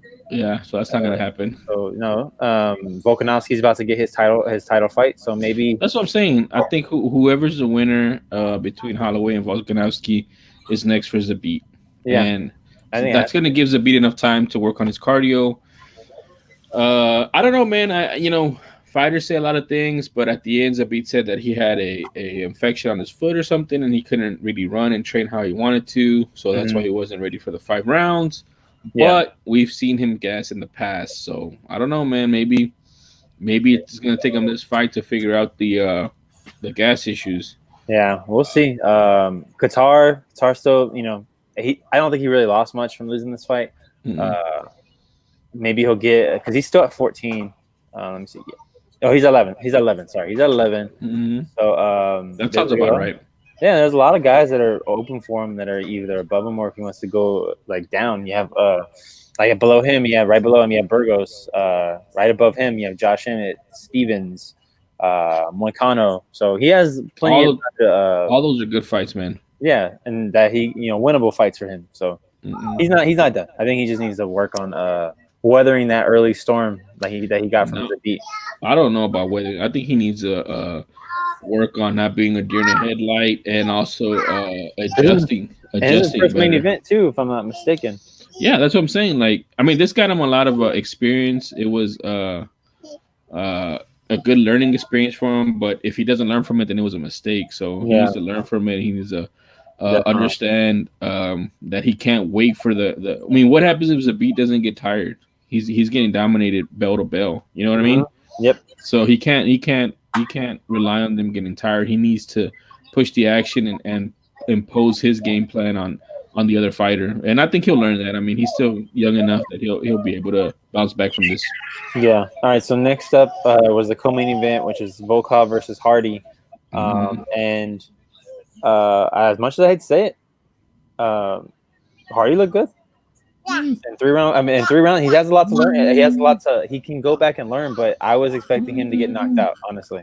Yeah, but he wasn't pulling the trigger, and he wasn't. This is another one of those learning experiences for him, though, man. Like I mean, I feel he's going to gain the experience from it, but I also think Volkov was being very cautious because he respected. Like that. That's a fight that Volkov has nothing to really gain from. If you get knocked out by him, you're just another feather in his cap. If you beat him, it's freaking Greg Hardy, who hasn't really had any tests to this point. So he had to play it like that, man. He had to get the W and just get out of there. But I mean, you could tell Greg Hardy's not on their level. And if they put him up against Derek Lewis or somebody like that, Greg Hardy is going to get knocked out. Somebody that is going to, isn't afraid of his power. Yeah, and it's going to be like trying to knock him out because they don't care if they lose to Greg Hardy, Yeah. So I'm looking at the rankings right now. Volkov is at 6. Guys above him are Overeem is right there. He's at 7. Overeem's at 6. Derek Lewis at 5. Dos Santos 4. Curtis Blades, Ngannou, and Cormier right there. Curtis Blades just got a fight with Dos Santos, if I'm not mistaken. So did he? I think so. I think he just got a fight with Dos Santos that just got announced. Please fact check me on that. Yeah, I'm looking. As we know, Overeem's fighting Rosenstruck coming up. Man, that's a no-win situation for him too. Yeah, well, we're not gonna see that fight for a couple weeks now because we are in the first kind of big break right now. So it's Dos Santos versus Blades and Edgar versus Sanhagen at UFC Raleigh. Okay. January 25th. Hold on, we have Jeff said Kraken takes Hardy out next time. I hope so. I don't know, man. Kraken really has a lot of work to do on that, man. Yeah, he does. So yeah, Derek Lewis is kind of free. He doesn't really have anybody at the moment. Maybe he just fought too. Remember, he just fought. And he had that. He just fought too, but he was also trying to get in that Overeem fight. He said on Ariel Helwani's show that they had approached him with that fight, But he didn't turn it down. They were working it out. Supposedly he said they were working out, but I think UFC after Rosenstruck's crazy knockout again this time against Arlovsky, they were like, we got to put him in there. So they're pushing Rosenstruck. Then that's what they're doing. Yeah, I think, and if Rosenstruck gets another highlight reel knockout, I think he's gonna get jumped. He's gonna be pushed to the moon. Rosenstruck could be jumping Volkov and stuff like that, because if he knocks out Overeem, dude, that's big. That's a big feather in his cap, man, and that'll push him to the top. Yeah, I don't know. I think he gets that win. Overeem's never been one to have a strong chin. Nobody really does in heavyweight division. The only thing is that Overeem is the best striker in the division. That's what you said last time. Is that this will probably be Rosenstruck's biggest test. Yeah, because he can't kick better than Overeem. He can't punch better than Overeem. It's just if he gets caught, if he's able to catch him, just like Ngannou caught him, But if not, if you let him, stand at distance, he's gonna pick you apart. So yeah, I don't know. It's a big test. I'm really excited to see that fight too. Fun fight, man. Yeah. All right, so after that, I'm trying to see that Jeff is saying that Craig is going to Jackson Wink. I did see that. He posted on his Instagram or something that he was going to a new camp and make some changes. Which I agree, man. He needed it, man. A lot of the time, with Greg Hardy looked bad. Yeah, a lot of the time, fighters get to the big show using smaller gyms or smaller areas. And they need to go to gyms that have a lot of competition for them. It's that saying, iron sharpens iron. Yeah. Steel sharpens steel, whatever it is. So that's what he needs, man. So I think Kraken's gonna get better. He does have a lot of skills and a good skill set to make him a competitor in the heavyweight division. He just has to put it all together, and he just had a bad showing against Hardy. I expected him to do a lot better against Hardy. And when I don't know what he was doing, a lot of people don't know what he was doing. I just think, I don't know, maybe it was too much too soon, and he caught him out, and he put a lot of pressure on himself. In other words, Yeah. And maybe he needs to go to these different camps. Jackson Wink. I could tell you right now, he's gonna get a lot better going to Jackson Wink. Yeah. All right. So I'm looking at the card. Anything you want to talk about in particular? On the Zabit card? Yeah. Roberts knocking out Imadev. Ed Herman getting the decision win. Anthony Rocco Martin getting the decision win. That was a big win for Anthony Rocco Martin. Yeah. And then Gamzatov with a decision win over Abreu. So a lot of decisions on that main card. So Khabilov winning, that was a big win because he was going up to welterweight and he hasn't fought in a while. He was being looked at as a big time player at 155. He's small for welterweight, but he's still strong. So I definitely want to see more of him. Yeah. Was the Ankalaev, was that the big knockout that was insane? Wasn't there a big knockout in that one? Yeah. Against Daucha Lungiambula. Yeah, he knocked him out nasty. Yeah, that was a big one. And then there was another one. Yeah, Khabib's brother was supposed to win easy, and he lost to David Zawada by triangle. I think it was triangle. Was it triangle choke? Yeah, I think it was. Yeah, in the first round. So that was not good. That's, I don't know. That was a bad loss for him, man. Yeah, man. So he's not gonna go the route that his brother went. He's good, but I mean, there's not a lot of people like Khabib, So it's kind of hard to live up to. But he's good. He's still good. I think he's probably top 15, top 10 welterweight maybe if he gets his stuff together. But that was a bad loss for him, man. Like that knocked him down a lot. Definitely. All right, so we're gonna go ahead and jump into the next card, man. I mean, the next fights. So this week we had UFC Moscow. I mean, not Moscow, sorry, Sao Paulo. Do we have to? Unfortunately, we do. So I'm about to show everyone why we're kind of not happy about having to talk about this. But we can talk about the other fights on the card because there are some pretty decent fights on the card. But so I'll just tell you right now, I watched most of the preliminaries. I didn't watch the main card except for Hua and Craig and Blachowicz and Souza. Oh, and also Overa and Gordon. I saw that one. All right, so this is what we're talking about, guys. Blachowicz taking on Jacare. Did you spell it right? I think I did. Blachz. Yeah, I have it pulled up. Owicz. Ah, man, you're lame. Why are you telling me that? Can I edit? Oh, I can't. Hey, edit. we're professionals here. We're professionals. You're right. All right, there we go. Much better. There we go. There we go. All right. So the two light heavyweights going at it. Let's go into the light heavyweight. Yeah, let's go to the prelims first. Prelims. Right. So we had the UFC contender, Dana White Contender Series winner Tracy Cortez. Yes, very inspiring story. Very inspiring indeed. Taking on Vanessa Mello and just asserting her dominance over Mello from the get-go. Yeah, man, all this needed was a finish, man. It really did. Yeah, pounding her nasty. I mean, the thing about it, so just so you guys know the Tracy Cortez story, I don't know if you guys heard it in the past or y'all watching Contender Series, but she's had a very difficult life, I guess, up until this point. You know, yep. her brother wanted to be a UFC fighter, and he was amateur, and he was climbing the ranks, and he was fighting in some local shows. I think he got diagnosed with a rare form of cancer, I believe, or something of that nature. Yeah, and he passed away. And she got into wrestling. She got into wrestling and took up his dream basically, and then fell in love with the sport as well. And she has a tattoo of her brother on her arm, with the UFC gear on. With the UFC shirt. I think shirt. There you go. On because it was his dream, And then while she's trying to go through this and get to the UFC as well, I think her mother goes through some illness and then also passes away. Mm-hmm. So she's just had a lot of heartbreak and heartache in the past, trying to get to where she's at. So she got a lot of obstacles. There you go. She got onto the Dana White Contender Series, and she had been trying to get on there for a while. She finally got on there. She did well.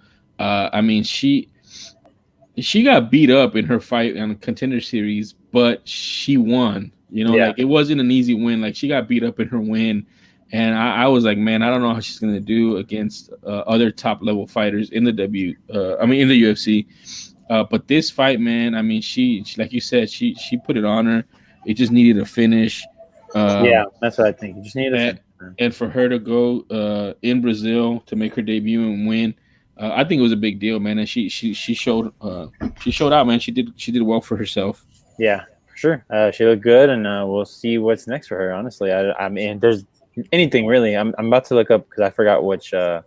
She's in bantamweight. She's in bantamweight. Okay, so she's in the division that's not really have a lot going on at the moment. Not at the moment, because there's not many fighters in that division. Yeah, and it needs new blood in there, man. Yeah. So she's 7-1, man, and she has a great story. She has a great personality. She has a lot of great things about her. Mm-hmm. And so I think she's gonna be a star, man. Oh, sorry. Bantamweight does have a lot going on. It's just not going on in terms of Nunes has already cleaned out the division, but it's got some big names in there. So at the very bottom, you have Sajara Yang, Nico, Macy Chesson, Lena Landsberger, Rain Aldana.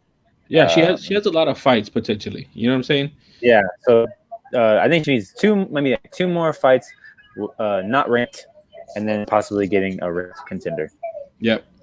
I would say would be probably the best trajectory at the moment is two more unranked fights, and then seeing how she goes up against probably the bottom of that division. Yeah. Well, I don't know. I mean, in this case, these in my view, these two women were supposed to be on the same level, and they're not. So maybe she skips the 2 fights and just does one more unranked fight, maybe. Yeah, maybe. Yeah. But man, she looked impressive. Yep. She put a beating on her. She put a beating on Mello. All right, next up we have Violence Queen Ariane Lipsky taking on Isabella de Padua. And she was a Violence Queen in this one as well. We finally saw, and I told you this multiple times, that she goes by the Violence Queen. And you wanted to see it, but you saw it this time. Yes. Saw it this time. Impressive. Decision win, but very good decision. Very But not really close, I don't believe. no, I don't think it was close. But in the first round, she was in an inverted triangle. Did you see that? Someone said she tapped. Yeah. Yeah. No, I don't think she tapped. I don't think she Well, some tapped. people were trying to say she did, but I didn't see it. No, I think she was trying to clinch her arms together, so that she didn't get choked out. But while she was doing it, she kind of like did this number because she was getting pulled apart. I don't know. I don't think she Yeah. tapped. But she got lucky. She got lucky on that one because I think the time saved her. The bell saved her. Yeah. And then, but after that, I mean, even then, she was still beating her the whole fight pretty much. So that was a good win for her too. Definitely. So this is one. So I'm looking at the flyweight division. She's not in there, Ariane Lipski, but maybe she'll be getting one of those fights. We know Adrian Zan's probably not going to fight for a while. Shevchenko, Antonina Shevchenko is available. Montana De La Rosa, who looked good in her last fight too. So we don't know. There's a lot of interesting fights here at this in this division. A lot of fights for the violence queen to impose her violence on people. I think flyweight and strawweight are probably the more interesting women's divisions at the moment. How dare you say that? For Weili. How dare you say that when Nunes is your favorite fighter, man? How dare you say that? She's cleaned out the division. So she made it boring for you, is what you're saying. She's so dominant. She made it boring for you. She made it boring. Let me see. She made it boring. I'm not saying she made it boring. I'll say it. I'll say it. You won't say it, but I'll say it. She made it boring. Maybe, who knows? Maybe that anime fight's gonna be nice. Really, maybe it's gonna be a good fight. We don't know. You don't know. You don't know, but I don't know. I don't know who's gonna challenge her after that. You're gonna pick the randomies? Is what you're saying? That's who you're picking. No, I'm not picking the randomie. I'm picking Nunes. I'm picking the one that took out Chris Cyborg and sent her packing to Bellator. I'm just kidding. She didn't. She didn't do that. It was Jane. It was Dana. Yeah, exactly. Dana sent her packing. All right. So let's see. Next up, do you want to talk about the other decision, DeAndrade? Did you watch that? I didn't watch this one. Yeah. This guy has a crazy name, Douglas. His name is Douglas Silva de Andrade, I guess, because he's Brazilian. No. His name is Douglas Silva de Silva Andrade or something. I know it's coming up different, but he has two Silvas in his name. Oh, Jesus Christ! So this fight was. Did you watch this fight? I didn't watch this fight. Okay, go back and watch this fight. I caught very few. I didn't get to catch a lot of the fights this past week. I'm not going back, which seems to be the norm at the moment. I got to go back and watch them. It's kind of hard to watch live all the time. Go back and watch this fight, man. This guy, Silva de Andrade, is like a tank, dude, and he's just coming forward and just throwing haymakers. And unfortunately for Renan Barão, man, this guy, he's done, man. It's like one of the craziest falls from grace, from being such a dominant champ that nobody could touch until Ipo Dillashaw like basically broke him at 135, and at 145 now, he's just not that guy anymore. Hold on, was it him who broke him? It was him who broke him, right? Yeah, because he was at 135 before. Yeah. He's just not that guy anymore, man. He took a beating, dude. He took a beating in this fight. He just doesn't belong in there anymore, man. At least against these top guys. He has better striking than most of the guys that he goes in the cage with, and he doesn't show it, and he doesn't react well to getting hit anymore. So I don't know, man. He's not that old too. I don't know how old. Let me look up how old Renan Barão is. All right, but he's done, dude. In my opinion, he's done as a high level fighter. He's 32, man. He's 32. Wow, he's young. Yeah, that's what I'm saying. Like, he's not, but he's been in a lot of wars. He's been knocked out a couple times, and he just doesn't react well to being punched, man. So I don't know. It was a good fight. It was a good fight. Kind of one-sided, but it was still a good fight. I'd watch it again. Okay. I'd recommend you watching it. All right, I will. Next up, welterweight. Warley Alves taking on Randy Brown. Randy Rude Boy Brown. Randy Rude Boy Brown from Jamaica. Yes, I didn't watch this fight, but I liked his last fight that I watched. Okay, so you're gonna like this fight too. This fight, Warley Alves put it on Randy Brown in the first round. I'm talking about like a clear-cut 10-9 round.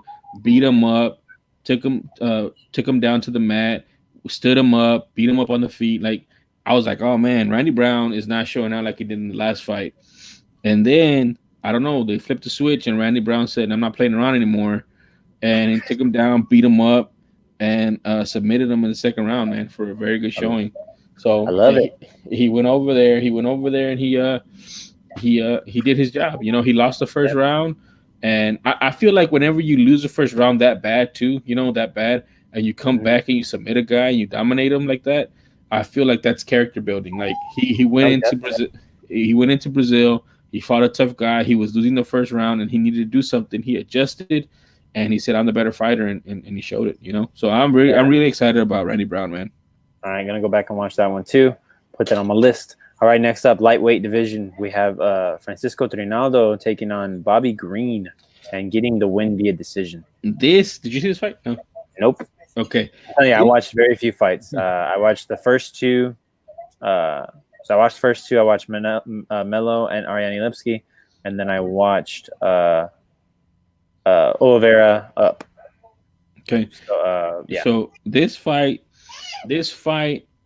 sucked, but I think Bobby Green won the fight, and they gave it to Trinaldo because it was in Brazil. Yeah. A little bit of controversy. Yeah, I mean, I think Brown had all the statistics on his side. He outstruck him, he outthrew him, he outgrappled him, like he took him down more.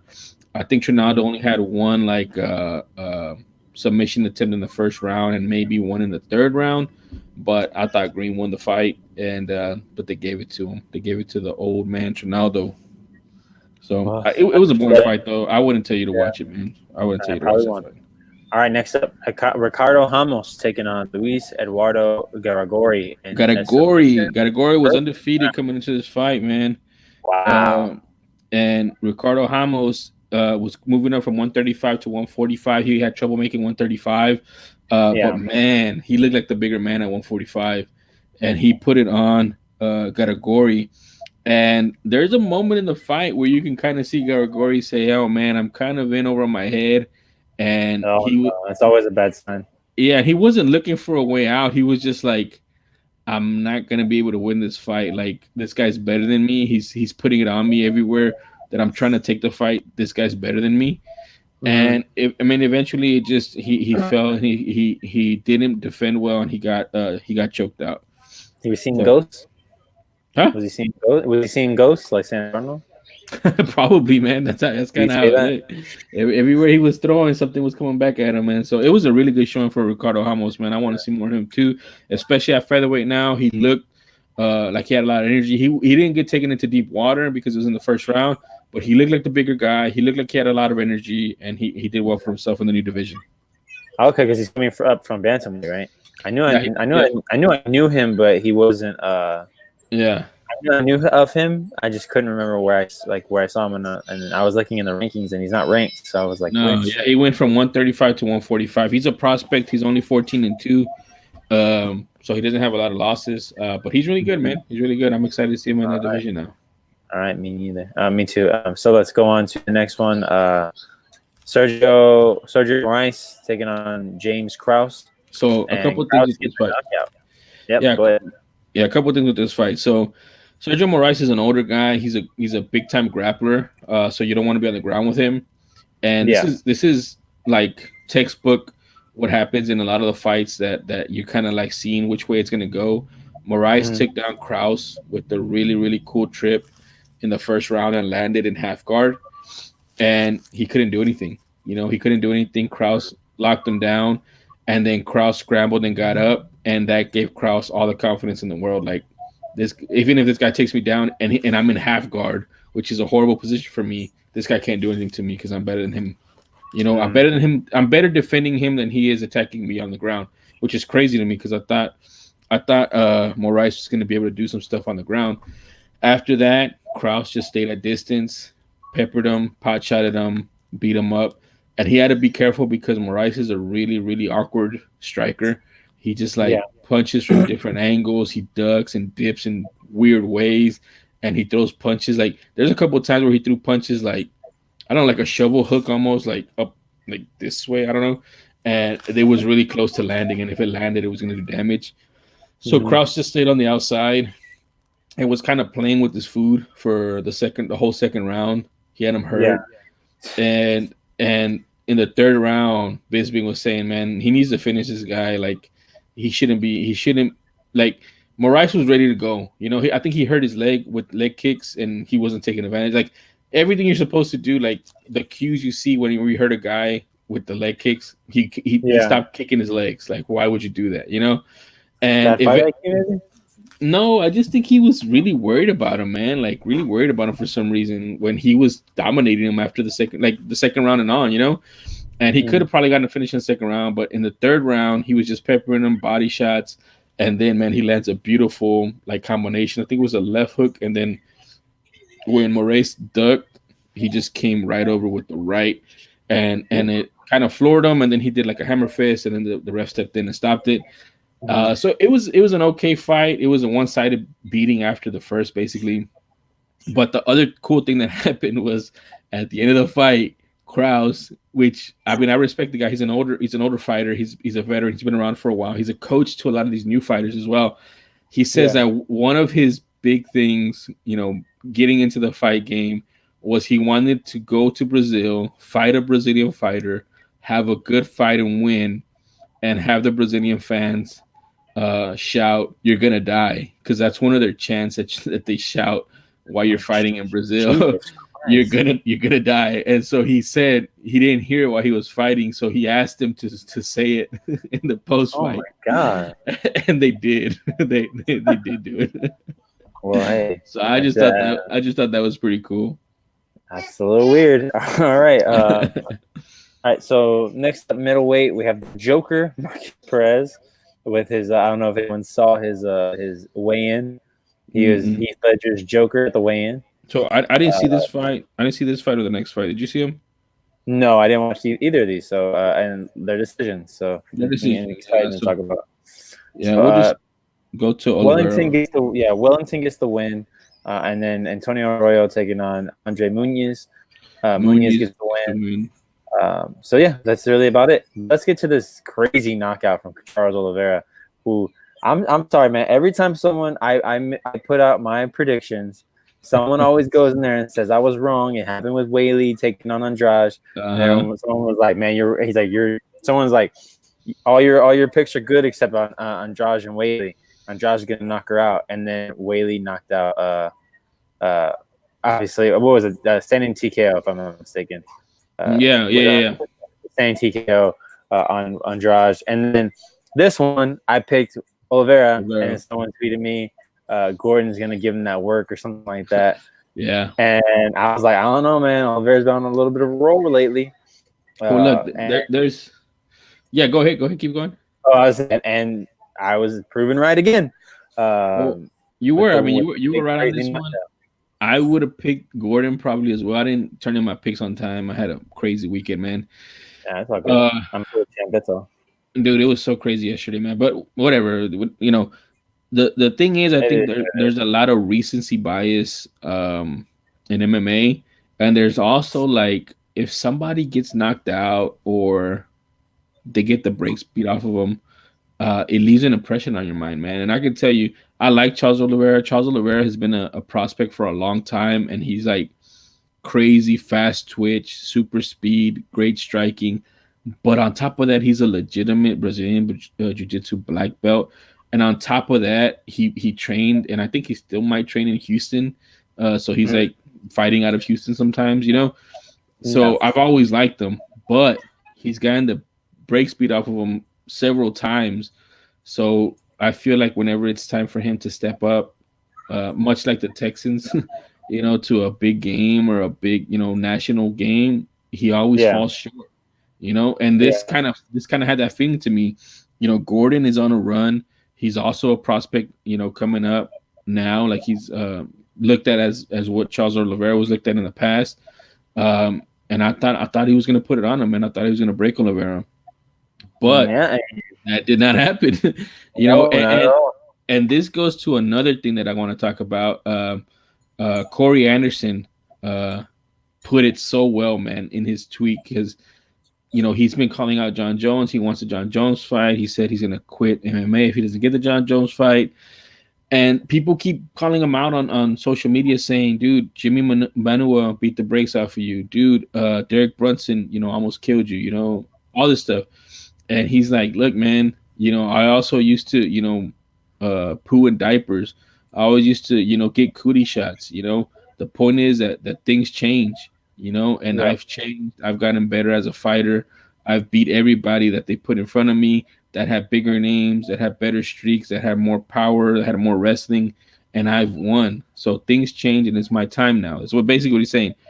Same thing with Charles Oliveira, man. I've seen him get his butt whooped so many times in big fights, but things change, and lately that hasn't been, what's been going on with Oliveira. He's been beating people up. He's been getting good wins, great solid wins, and I think he's finally putting together, much like a Dustin Poirier did too. Everything's coming together for him. So I'm glad he got that win.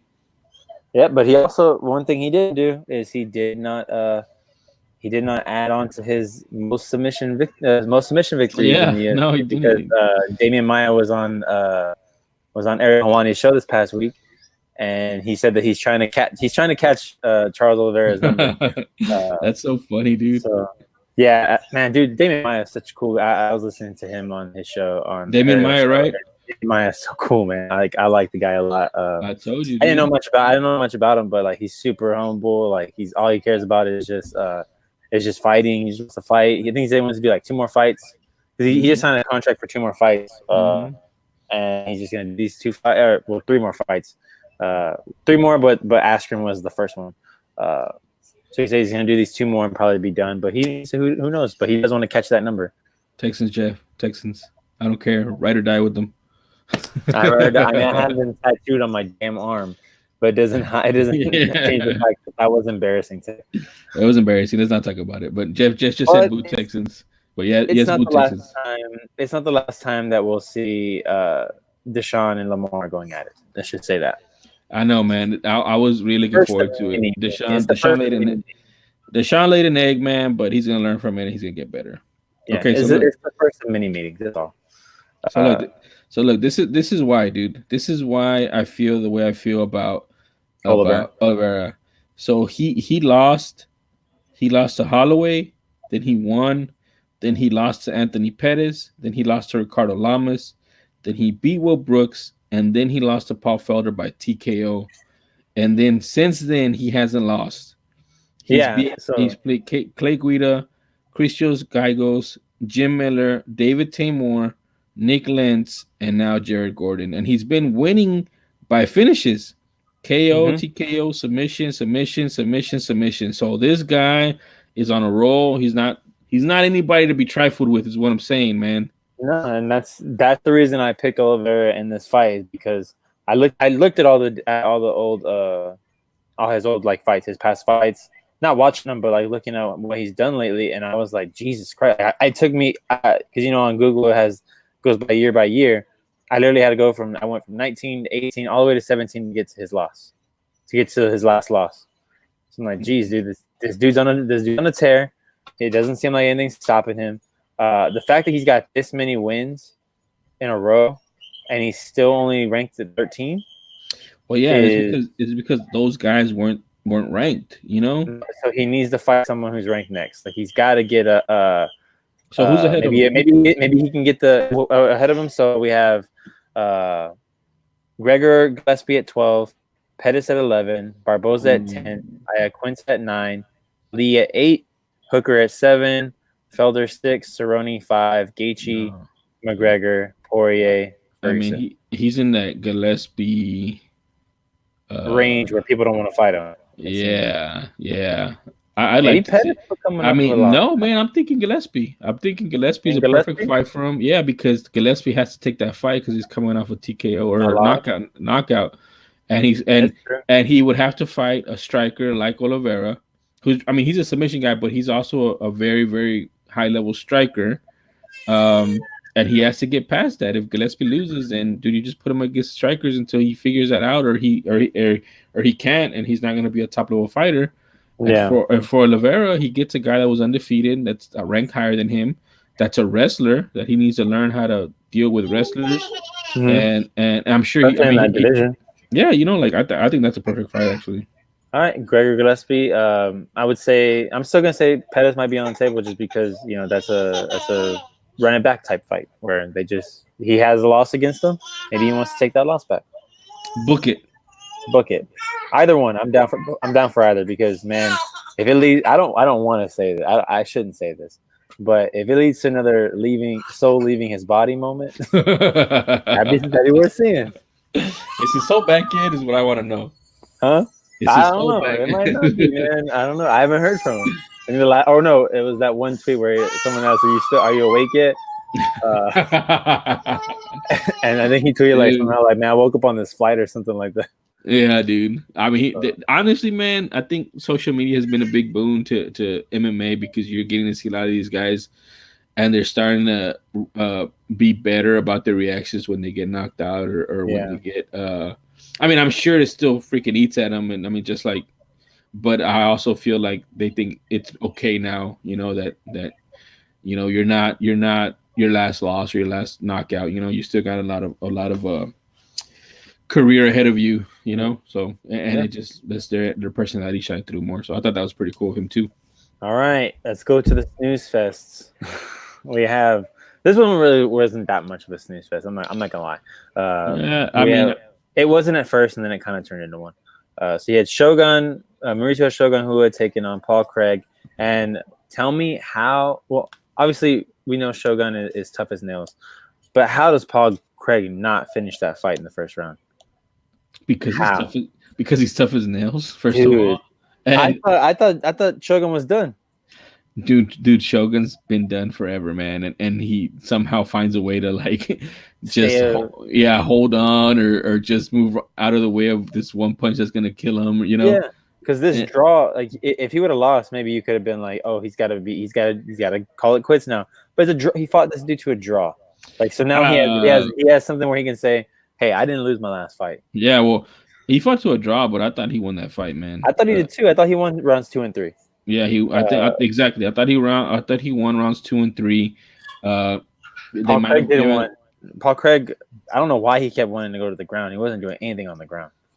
I don't know. I just feel like that's a nervous thing. Like I can't beat this guy standing. I threw everything in the kitchen sink to him in the first round, and he didn't go down. So on top of it too, he might have been tired and he might have been trying to catch his wind or something. I don't know, man. I mean. Oh man, it's just frustrating, dude. It's just frustrating whenever you have a fight like that and there's no clear winner, even though there's potentially a clear winner. And the thing is like, I'm a big Shogun fan because I'm a big fan of the old stuff, you know, like the Pride days, the stomping on people, and you know, Shogun is a beast. Yeah, and so I like to see him fight, you know, even though he's been getting the short end of the stick a lot lately. But man, this is perfect setup. He wins the last 2 rounds. He's in Brazil. He's the co-main event. Give that man his damn victory and let that dude ride off into the sunset, which he's still not going to do either way. But I'm just saying, like, it was perfect setup, and I don't know, they botched it, man. Yeah, it was it was disappointing. Honestly, that was disappointing. So then that's right, Jeff. Amen. Pride. So I think Paul Craig really missed an opportunity here because Mauricio is ranked still. He could have jumped the rankings, man. Can't believe he's still ranked, dude. He's fucking 20 years in or 15 years in or whatever, and he's still ranked. Yeah, well, I don't, because I'm looking here. Gee, there's still nobody that can challenge John Jones. Maybe Dominic Reyes is February 8th. Dominic Reyes. All right, so then let's get this news fest. Dude, let's talk a little as much as possible. Jan Blachowicz wins by decision versus against Ronaldo Souza, and honestly, maybe this should have been the draw. No, man, I feel that this should have been the first time in history that both guys get a loss, man. Because God, these guys, nobody wins. Dude, this fight sucks so bad, man. Like, first of all, I've been warning you about Jan. You know, Jan's been getting some tailor-made fights for him, but I mean, he's been beat by who did he get beat by last? That I was telling you that he looked really bad. Hold on. I can pull it up right now. His last loss was to damn, I have to go back far. To Diego Santos. Diego Santos, he got knocked out. That was only 2 fights ago. Oh, that's right. My bad. I'm totally glossed over that. That's right. So when you get a guy that has no fear like a Thiago Santos, and he goes up and he strikes with Jan, and he's gonna knock him out, you know. Mhm. And when you have a guy that can take his punch, he's gonna knock him out. Like Yeah. he's not that great of a striker. He doesn't have a crazy amount of power. He has some power, you know. But he's just that guy that doesn't do anything for me. Like he's like anything, like even Johnny Walker, right? Johnny Walker has a crazy amount of power and he has a crazy striking skill set. You Yeah. know, so that's pretty cool. That's gonna keep him in a lot of fights. Somebody like a Corey Anderson is gonna shut him down and wrestle him and probably be more technical. And that's exactly what happened. But Yeah. with Jan is not a crazy striker. He doesn't have super fast hands. He doesn't have great footwork. He's just a big guy that just kind of knows how to fight, you know. Yeah. And so if you put guys that are tailor made for him, he's gonna knock him out. Like Luke Rockhold, which at this point, he a lot of people can knock him out because he has a whack chin right now. He has a chin made of glass. But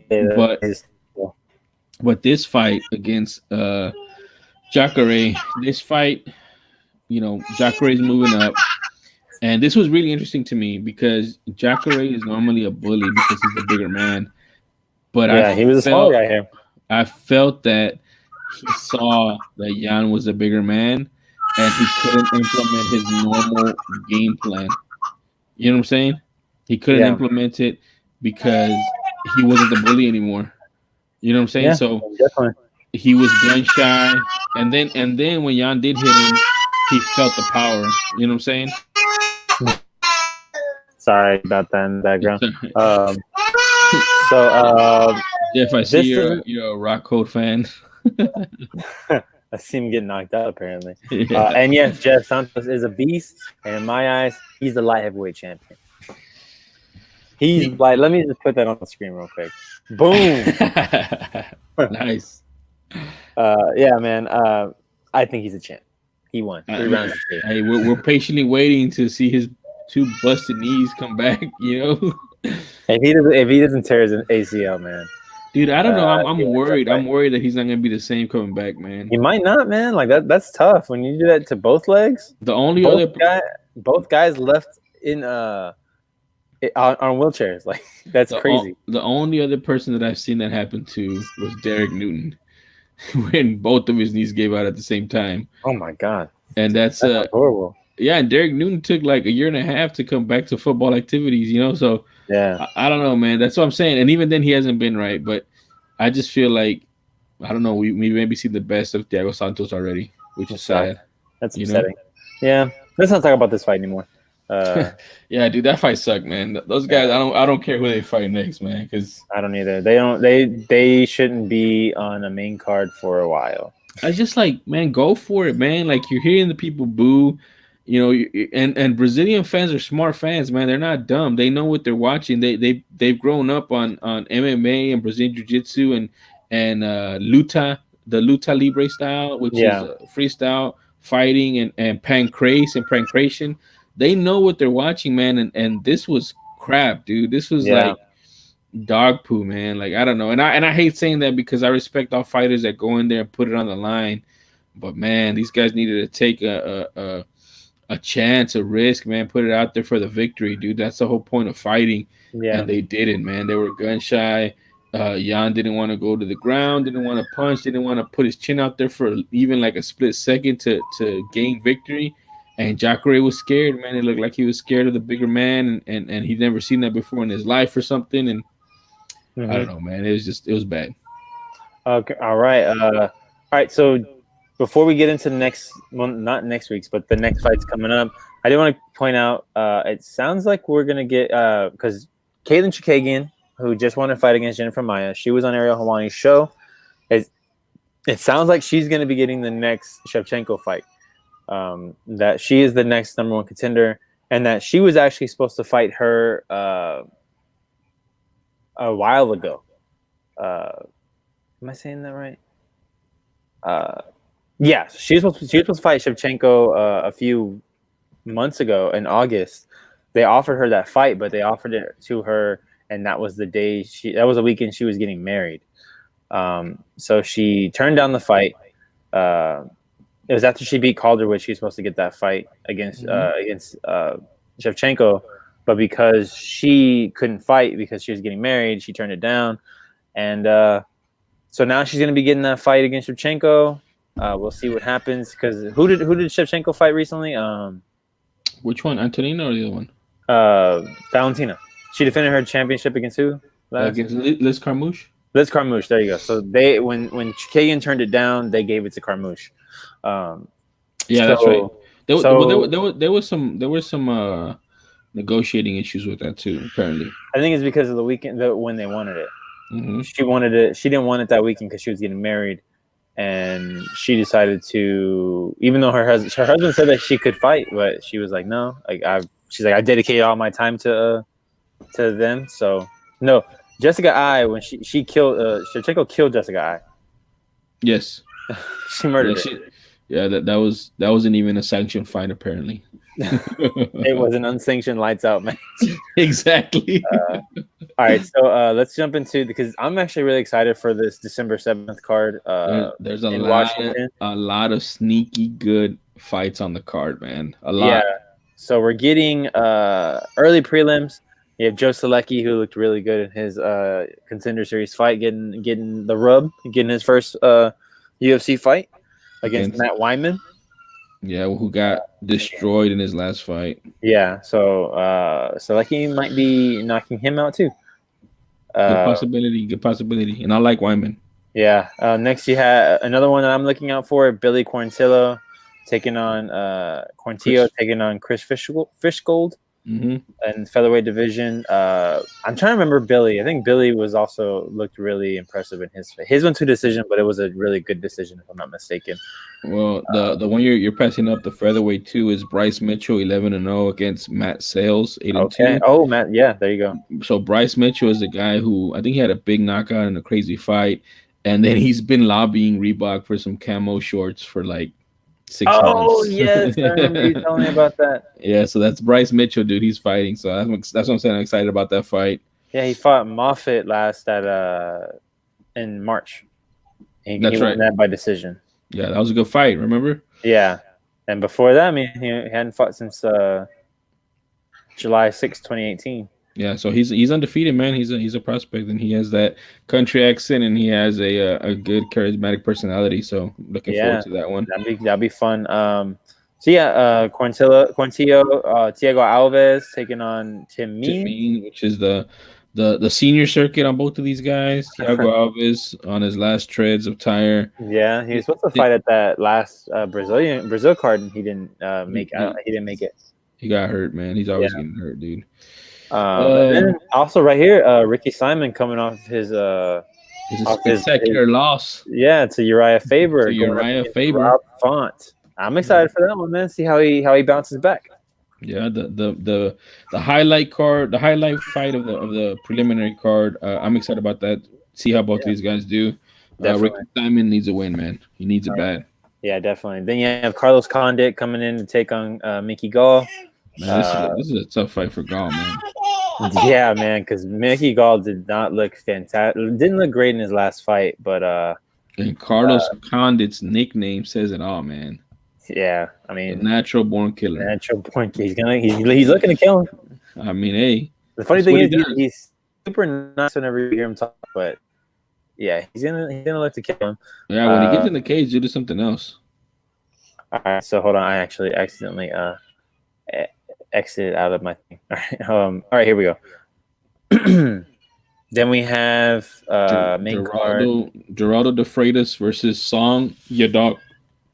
Okay, so it's different right here on UFC's website. Who do they got? Cody Stammen. Are you sure? I don't even see this guy on the fight card. Song Yadong. Hold on. Let me look on Google if that's where you're at. Oh yeah, Geraldo de Freitas. I don't know why it's wrong. It's different on maybe Stamen pulled out. I think so. All right, so yeah, Geraldo de Freitas against on Song Yadong. I'm trying to remember Song Yadong's last fight. If I can remember, it's probably the China card, right? Alejandro Perez.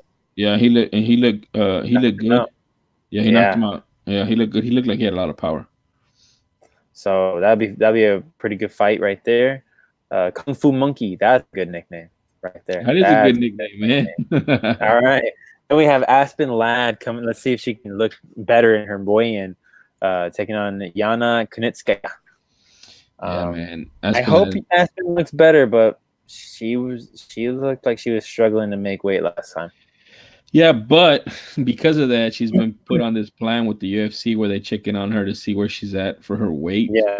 So yeah, and I've seen like pictures of her. She looks like she's healthy. She's always posting pictures of her running with her dogs.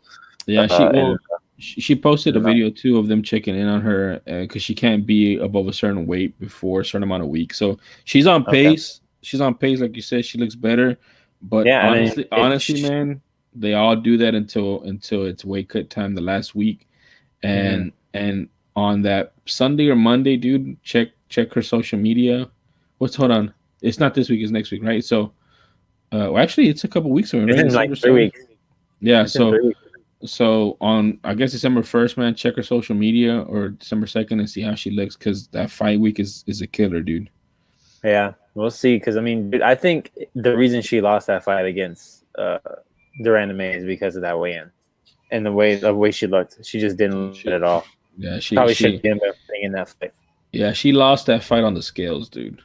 Yeah, because Aspen Ladd in her fight before Durand May looked impressive, and I'm hoping to see that same Aspen Ladd coming up against Kunitskaya. I hope so too. I mean, I think the UFC hopes so too. That's why they're trying to make sure she makes weight the right way. Yeah. All right. So last one we have, or last three we have Stefan Struve, Ben Rothwell. I don't really know who's gonna win this fight. What about you? This is a bunch of old guys, Jeff. I don't know, man. Ben Rothwell was on a little bit of a winning streak, but then he got popped for the juice. Stefan Struve was supposed to be retired because of his heart condition. He came back. I don't know. I don't really like this fight. It doesn't do anything for the heavyweight division. So, whatever. No. All right. Co-main event, women's strawweight. Marina Rodriguez taking on Cynthia Calvillo, or Calvillo, however you want to pronounce it. At least two ranked? Yeah, I think they are. Strawweight, Cynthia is number 10 and Marina's 9. Yep. All right. So this is a big fight, man. Yep. We'll see what happens. I don't really have a preference in who's going to win yet, so I'll figure it out when I get closer. All right. Then we have the heavyweight main event. The one that we talked about already. Knockout. Yes. Overeem, Rosenstruck. I think I'm going to take Rosenstruck. Look at this, dude. It's what? 63 fights for Overeem versus 9 for Rosenstruck. That's crazy. If that's not, that might be the biggest gap in fights in UFC history. I'm gonna look that up. But that's a huge difference in experience, man. You're probably talking about like hours of octagon experience versus like minutes for Rosenstruck, dude, which is crazy to me. Yeah. All right. Well. We'll see. We'll have multiple weeks to talk about this card coming forward, because I'm sure there'll be plenty of things coming out, and stories all the time. I'll be listening to Ariel Helwani's show tomorrow to see what new stuff we can talk about. I think that's probably become one of my favorite podcasts to listen to. Honestly, fight bookings is another thing we're gonna be talking about, especially with the Houston card coming up. Definitely want to see who's gonna be on that card. Man, hey. There's not UFC, but there's gonna be some Bellator and some PFL, I think. So we can talk about that stuff if you wanna dip your toes, Alec. I don't know, man. I'll dip my toes. The water's just fine over here, man. I will be there, and of course we have Survivor Series coming up in a few weeks. That's gonna be fun. NXT Takeover War Games, which is always exciting. Yes, so, the War Games is exciting. Yeah, got a lot of stuff coming up, man. All right, so that's the show, guys. We went over 2 hours, but I think we covered a lot of things. We covered everything from Astro's cheating scandal to the movie show made an appearance in the middle of our show. A preview, maybe? Who knows? Hey, we don't know. Be pretty cool. All right, guys. So this is Armbars and Suplexes. Make sure that you catch the show's Twitter at Armbar Suplexes. No, it's Armbar Suplex. Armbar Suplex, and then you follow me at Alec Miller 0423. Follow me, my man Jesus at the Real Jesus. At the Real Jesus, I spelled JEEZUS. You can see it on the screen right there where Alec is pointing to. And also check us out on, I guess, SoundCloud, YouTube, YouTube. So I figured out we're gonna be posting this on KTXF as well. I'm just gonna record it straight off of YouTube with our intro, so it'll be up there, man. Yeah, definitely. So yeah, once again, also check back for the Twitter. You get to go follow us on Twitter if you want to listen live. That link I'm gonna post a link every time we're about to record. Some days it'll be I think our main days we're gonna be recording is probably Fridays. It's a lot easier. Fridays is a lot easier. Yeah, something's happened. Well, actually, the next week I'm not gonna be available Friday or Saturday. I'm going camping. So maybe we can do Sunday. We'll probably do Sunday. If not, we can probably do Thursday. I don't know. Maybe. Thursday, or you know what? Maybe we could do a small one Thursday, a small one Sunday. I don't know how you want to do that. Yeah.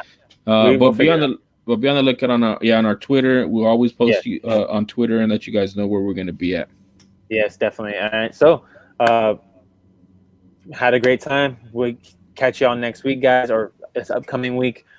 Thank you, Jeff, for coming in the chat, and make sure you check us out next time so we can talk. And if you watch along with us, you get a shout out too. That's what you got to do.